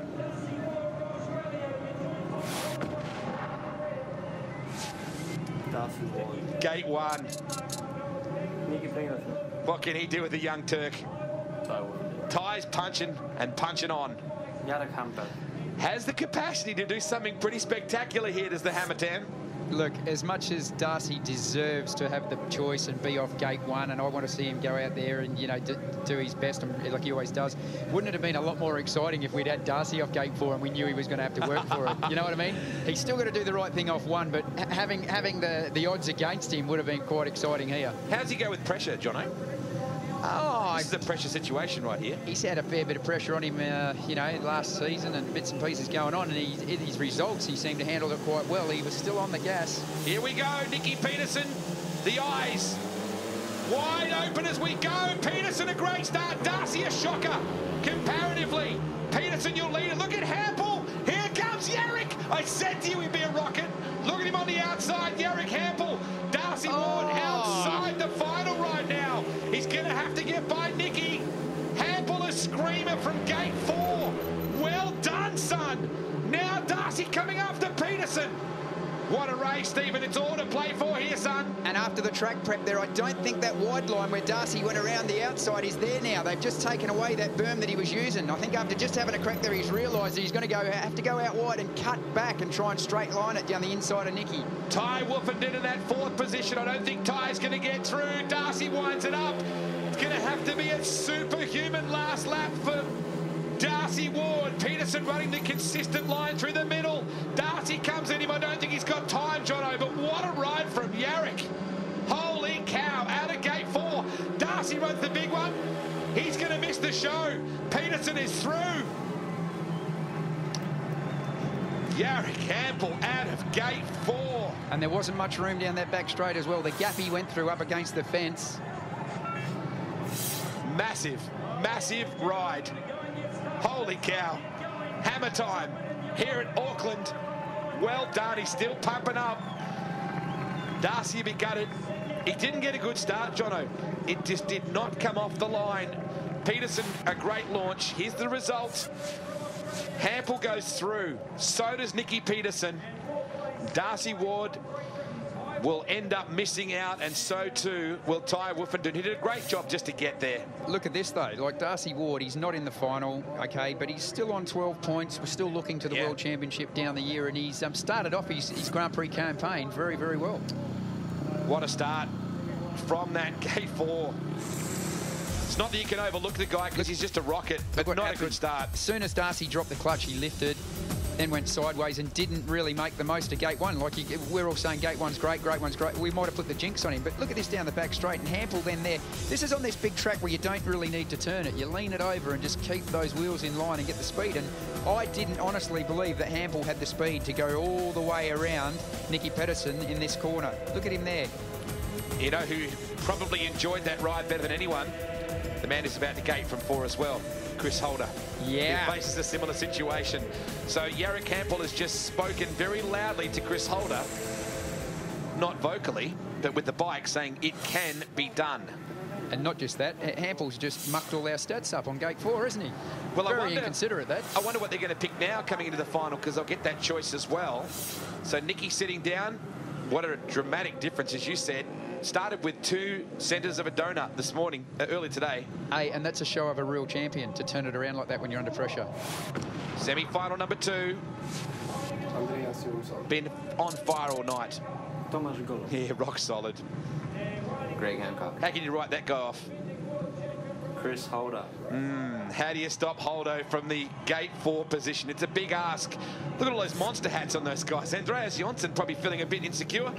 Doesn't have a monster hat. Darcy disappointed, but hey, what a ride, son. What a ride today. He's let him know that he's here for the season, hasn't he? Oh, hell yes, he has. So here we go. Last roll of the dice to see who goes to the big dance to join Nicky Peterson and Yarrick Hampel. Holder's eyes. Look at those. Good to go here at Western Springs. Great launch from gate 2 by Gollop. Jonsson down low. Holder gets a good run off the bottom. Goes into 3rd. Has some speed into 3. Here comes the defending world champ on the high side coming after Jonsson. He's got the speed, Jono. He's got the speed. He has, but on this next corner, this is where if he keeps it... Look at Greg coming up the inside, though. Greg's going to take his thunder. There you go. Greg Hancock back into third place, and then having to go around Andreas Johnson. So Holder has to switch to the bottom. There's not enough momentum down there, though. Gollop has cleared out. Johnson in second, Hancock in third. Again, Holder trying to make something of turn 2, but he can't do it.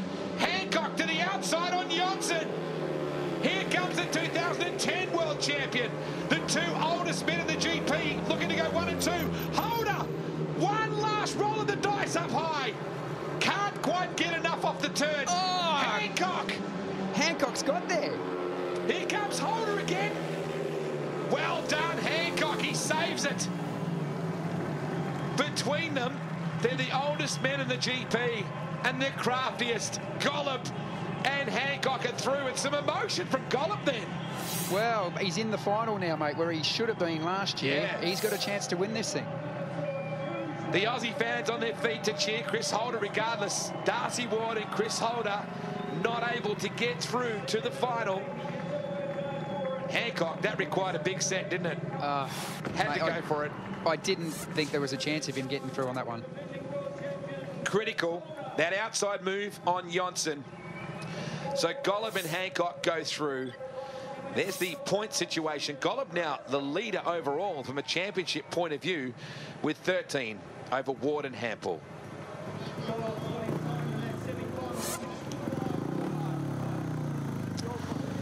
So Gollop back in the cage to prepare. The Monster guys are fully into it. So Thomas, what a way to get yourself in. They never got a chance to lay a glove on him, Jono. Nah. Just watching Hancock back there in third. Really looked like he was going to struggle with that. Johnson, superb run from him. And a couple of times I thought Chris was going to get a run there, Jono.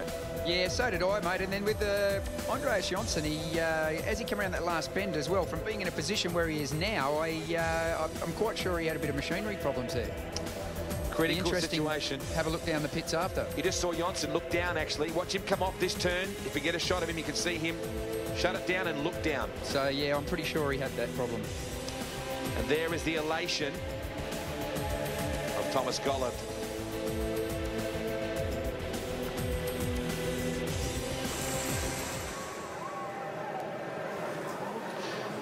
Now, who's going from where and what gate? Hampel's thrown a cat amongst the pigeons with gate 4, but I don't think anyone really wants to try that, do they? No, I think if he's got the choice, he's not going to pick 4 again on purpose. What a beautiful shot there of the sunset here at Auckland. It's been beautiful weather the last couple of days, mate. It's really great to be here. Mate, this is a wonderful, wonderful event put on by Bill Buckley and their team here at Western Springs. It does take a big set of rotors to run an event of this magnitude. And it's been wonderful to see the fans support it and come out. If you're not here this year, if you missed it last year, make sure you're here next year because it's going to be a blinder. And really, we need to support events like this. Truly a big effort. So, no matter what happens, we're going to see a great final. I don't think it's going to be processional, Jono. Hancock squeezes himself in with just a last couple of corners lunge. Bunyan was lively early. I feel sorry for Jason having that crash. It really did take the wind out of his sails, didn't it? Well, I put the wind in his sails. You saw that airbag go off when he hit the deck. I might try one of those in my road car. Mate, they're unreal. I think it's not a silly idea. The Aussie fans still flying the Kangaroo here. Still can't get over that ride from Hampel. Exactly what he needed to do. And the Polish contingent here, as we said, there's a lot of them here, be loving it. Tell you, the word Hampel rhymes with ample, and I think that's pretty well describes the way his genes fit, because you have to have a very deep voice to go after that outside pass. So, point situation, very interesting. The holder to the Max fans. Steve Brandon is down the pits right now. Brando, it's all going on. Chris Holder, no consolation, but more than double the points last year. Yeah, a lot better than 4, so it was a good night. You know, I was battling hard for the points, as everybody was. And, you know, I had nothing to lose off gate 4, so we made some changes, and I was pretty quick. When I had just me and AJ there for a lap, I thought I could get him, but left the door open and Greggy come ripping through, and then I was hoping they would keep battling because I was getting a good run on the outside, but need another couple of laps. Chasing set up tonight? Yeah, pretty much. Just, you know, we haven't done, or none of these boys, we haven't raced like this for a long time, so we're a little bit rusty. And I think we found our bike was going good. Just we had a flat front tyre in the race where I looked terrible, so I'm going to use that as the excuse. And the rest were good. I was making not too bad of starts. You know, 3 and 4 weren't the best, but you have to do what you have to do with it. You proved last year it's a long season. We'll see you in 3 weeks in Europe. Yeah, you will. See you there.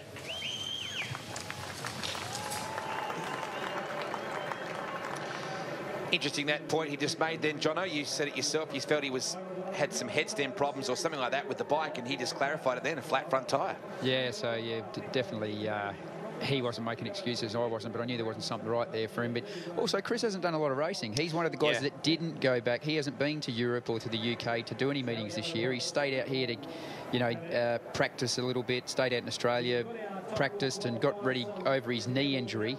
So I think he'll get sharper as the year goes on. Did a fair bit of riding at Nepean, his home track just there. Happy birthday, Jack. Of course, Jack Holder, who had a pretty good ride in that Best Pairs event, where he scored a win at Undera, where Big Brother scored the 18-point maximum there. So the Holder family there, great to have them here. Brando's in the pits. Looks like Thomas Golub is down there as well. And draw coming up. This will be interesting. What is Thomas going to pick? Gate 2. Ooh. Thomas goes for Gate 2. Very interesting. Yarrick, will he go for Gate 4? Nah. I don't think so. Nah. Oh, hang on. Hang on. Gate 1. Was he just playing with us? I think he was teasing himself. Nicky's thinking, what do I do? It'd be Gate 3, wouldn't it? Or did he like what? He's having a joke here with Hancock as to which way he should go, and he goes Gate 3. There's the excellent plug he always gets in. Geez, Greg, what do you go for, son? Let me think about it, he says. I'll take 4. Yes, you will. So, a tantalising final coming up. Hampel picks Gate 1. Golub Gate 2, Peterson Gate 3, and Hancock extreme outside. The polls, the fans would be very happy about that with 2 of their boys in the final. Here's a look at your final, how they're going to line up. Greg Hancock. It's a tall ask from Gate 4. Why not? It's been on fire towards the end. Thomas Golub.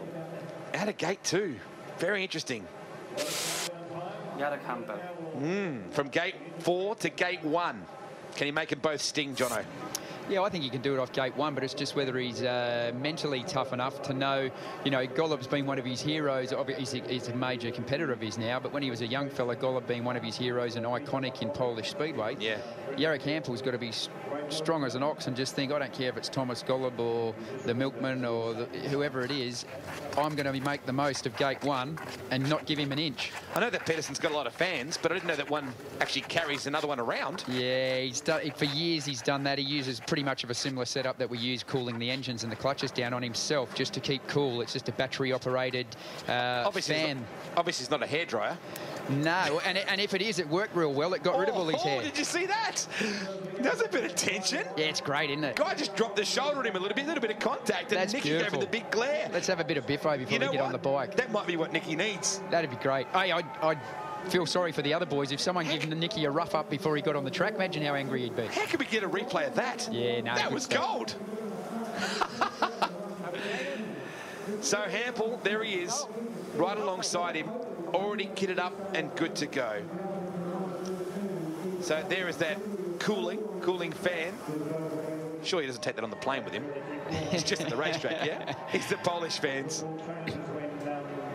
So they're young and old. It's a stack of them here. I remember a lot of them came to Sydney too back in that 2000 event as well. There's a lot of Polish fans. They're so very, very passionate, aren't they? Yeah, as I say, out there, Speedway is the #1 sport, so they worldwide they follow it. So there they go, the Polska fans going off as we wait. This track now, in what condition is it compared to earlier? We now have no sunlight at all on it in any glaring way. I think if we've seen it, you know, it's got slicker as we all knew it was going to get. And the high line on turn 3 and 4 that did have like a berm, like a railway line, like a groove you could head into and shoot you around, that's not really there now. So we did see Hampel do that big outside pass, though. That was a ripper. Greg Hancock, the last one to go to his bike. He's been competing in this event since 1995, has not missed a Grand Prix. 43 years of age, lives in Costa Mesa in California. Of course, the Costa Mesa Speedway, very well known, that tiny little joint. His son's becoming a hell of a rider as well. We get set for the final here at Western Springs.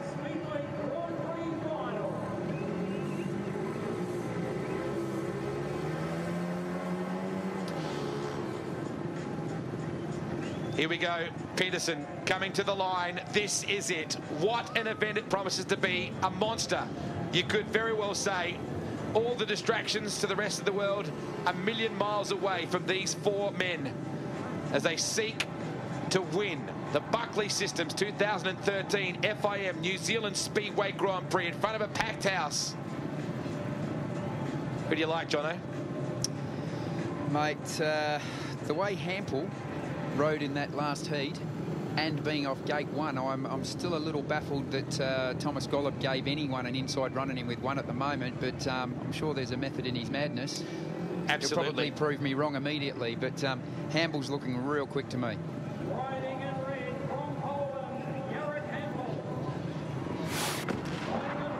Here's your final.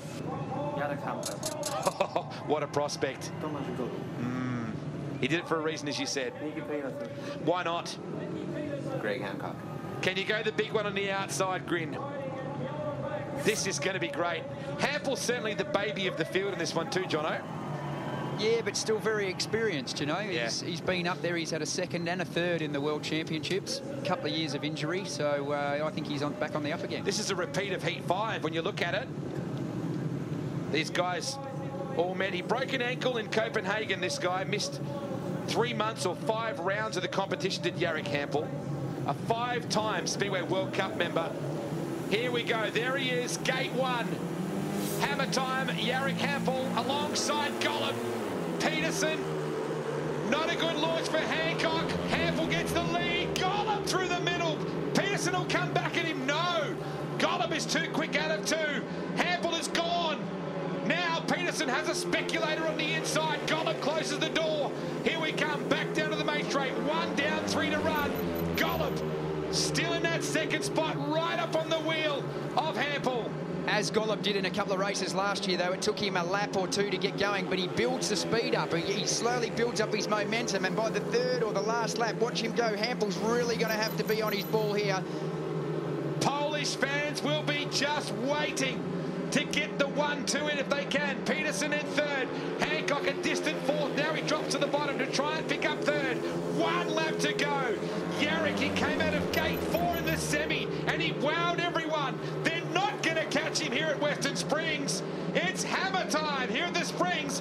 Jarek Hampel, you star. Brilliant ride. There's the GP. That's a great win. And back to his best. Look at the Polish fans. They are going mental. Just a great ride. Golub 2nd. Peterson leans over and says, good job, son. He finishes 3rd. Hancock couldn't get up there after starting from gate 4. The Lesno fans are here as well, flying the Lesno flag. Great moments, plenty of emotion spilling out here at the Springs. Gee, what a critical ride from gate 4 in the semi, Jono. Yeah, and then very clever as well. Once Golub gave up gate 1, Hampel jumped straight in there, and I thought Golub might have had the speed after a couple of laps to catch up on him, but great result there, and throws the cat amongst the pigeons. Only round 1 of 12. It's a long year ahead. And the Polish fans jubilant as Jarek wreaks havoc here at the Springs. Great comeback from Peterson. Here's your final results right here. 3 points for Jarek. Thomas, solid for 2nd. Peterson, a great salvage considering He had 2 0-point hauls in his first 2 rides.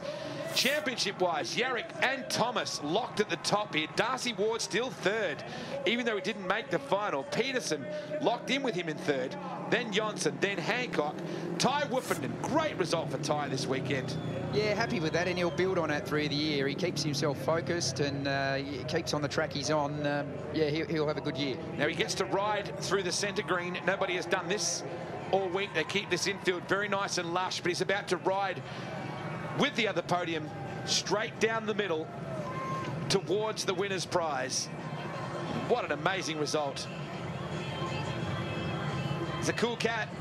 He said he missed 5 rounds due to a broken ankle and came back very strong. It's the only reason he's riding with number 10, let's face it, he got injured. Yeah, and obviously, you know, the Speedway Grand Prix people made the right decision putting him back in as a wildcard. Absolutely. Here's a replay of the start. Good launch from Nicky. He and Thomas handlebar to handlebar there. But then there's first benders. Thomas is dragging Nicky wider and wider, and Hampel stays around the inside there, has a little lip. As he does that, they back off. Then once Thomas gets past Nicky, then he's got to then start chasing Hampel down. By then, Hampel's got clear ground enough to stay in front. Thomas did get close a couple of times, particularly out of turn 2, which really seems to be where you make or break it. But photographers... Hampel never crumpled under pressure. So it just showed that you asked the question and he just proved it, that he can do it under the pressure. What a great feeling that must be. Look at the distortion, the low tyre pressure in that rear tyre. And there's the boys. What a great moment. Big kiss on top of the helmet. That must be a truly remarkable feeling, Jono. Yeah, unbelievable. Really happy for him. One of the only guys with a Red Bull on his helmet. Yeah, absolutely. He's right in amongst all of that. Great shots here as Yarrick celebrates in style. It's been a tremendous event. We'll have our presentations here very shortly. Thomas already down there. And Nicky, what a way to recover for him. Imagine if he got the win. That's a huge comeback after not being able to score any points early. And look at those eyes. Steely eyes of a Red Bull fighter, if you will. Nicky still had a great Grand Prix, mate. He's got to be happy with that. Let's go down to Steve Brandon right now with our presentations. Yarrick Hampel, a long way to come for your 3rd Grand Prix win. Yeah, that's true. You know, I'm really happy because that was a tremendous night, you know, tremendous evening. I didn't make, you know, very good at the beginning of this competition, but I go hit by hit better and better, and now in the end, you know, I'm winning, so that's very, very nice for me. We had a chat earlier in the night about finding the setup to make starts. It came good at the end. That was really difficult because even from game 4, I win the semi-final, you know, but I put in all my all experience and I was very focused on this gate, so that was really good. And the final race, you know, I've got a good gate and jump from the start and quick, you know, very fast. Did Thomas taking gate 2 in the final surprise you? Yeah, a little bit. I suppose that Thomas will take gate 1, but when he made a choice to take gate 2, you know, I have a smile on my face. And back to Bidgosh with a 15-point haul, 15 with Thomas, equal at the top of the standings.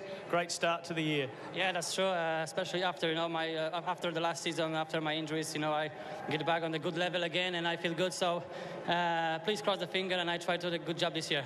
And a great way to come back after your injury last year. Sorry? A great way to come back after that injury. Yeah, everything working very good again, so I hope I can, you know, keep my good shape and still go race good. Congratulations, sir. Well done. Thank you.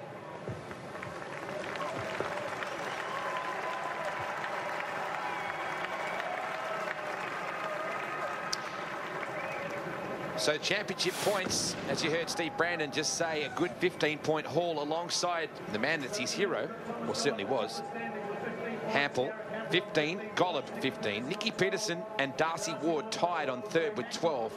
Hancock and Johnson tied on 4th with 11. Then Chris Holder and Ty Woofenden. Let's go back to Brando. Ladies and gentlemen, the winner of the 2013 Buckley Systems New Zealand FIM Speedway Grand Prix, Yarrick Hampel.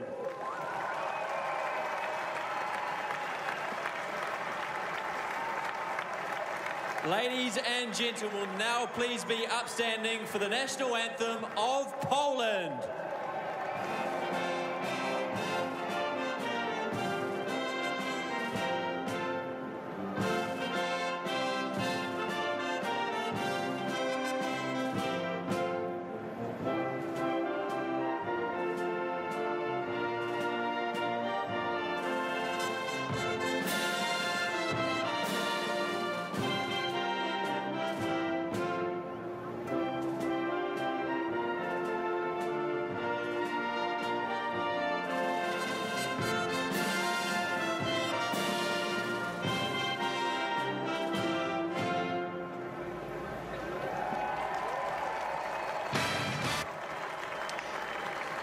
Plenty of very happy Polish fans. Thomas Golub's solid. New Zealand Grand Prix third place finisher Nicky Pedersen. Third place. Great to see that Thomas got into the final this year, because remember, he was so awesome last year and didn't quite get to the final. Knocked out in the semis. Yeah, and also a boost like this for Nicky and for Thomas, both past champions. It's setting him up for the year to, you know, they're serious about this competition and back him with a run. His trophy to be presented by Graham Wesley Davis of Porter Hire. Thomas animated, big smile for him. Second place. See the photographers there take a very rare opportunity and get a photo of his teeth. Yeah. And the 2013 Buckley Systems New Zealand FIM Speedway Grand Prix champion. Great to see Bill Buckley of Poland presenting that award. A man who's put so much of his own time, effort and money into this event. Buckley Systems and Spring Promotions, Bill Buckley. Yeah, as we all know, this wouldn't have all happened without many other people, but very importantly him. Heading to Bydgoszcz for the next round of the championship, and Hampel in really, really good touch. Wow, been a grueling afternoon of competition. There's been no easy rides. Nicky gives the Monster Girls a pretty good spray down. What a huge boost that must be to your confidence, Jono, for someone like Jarek to come back and start the new year with a win like this. Well, as he said, a bad break to his leg last year and missed out most, or, you know, half of the season, the Grand Prix season. Not just that, he wasn't on the bike at all, so he's had to come back now, train and get into it. So what do you think, what you've seen tonight, does it tell us much about the year ahead, do you think, Jono? Yeah, I think it's really exciting. I think some of the guys, as we spoke about, that didn't make the semis, that should have really been there.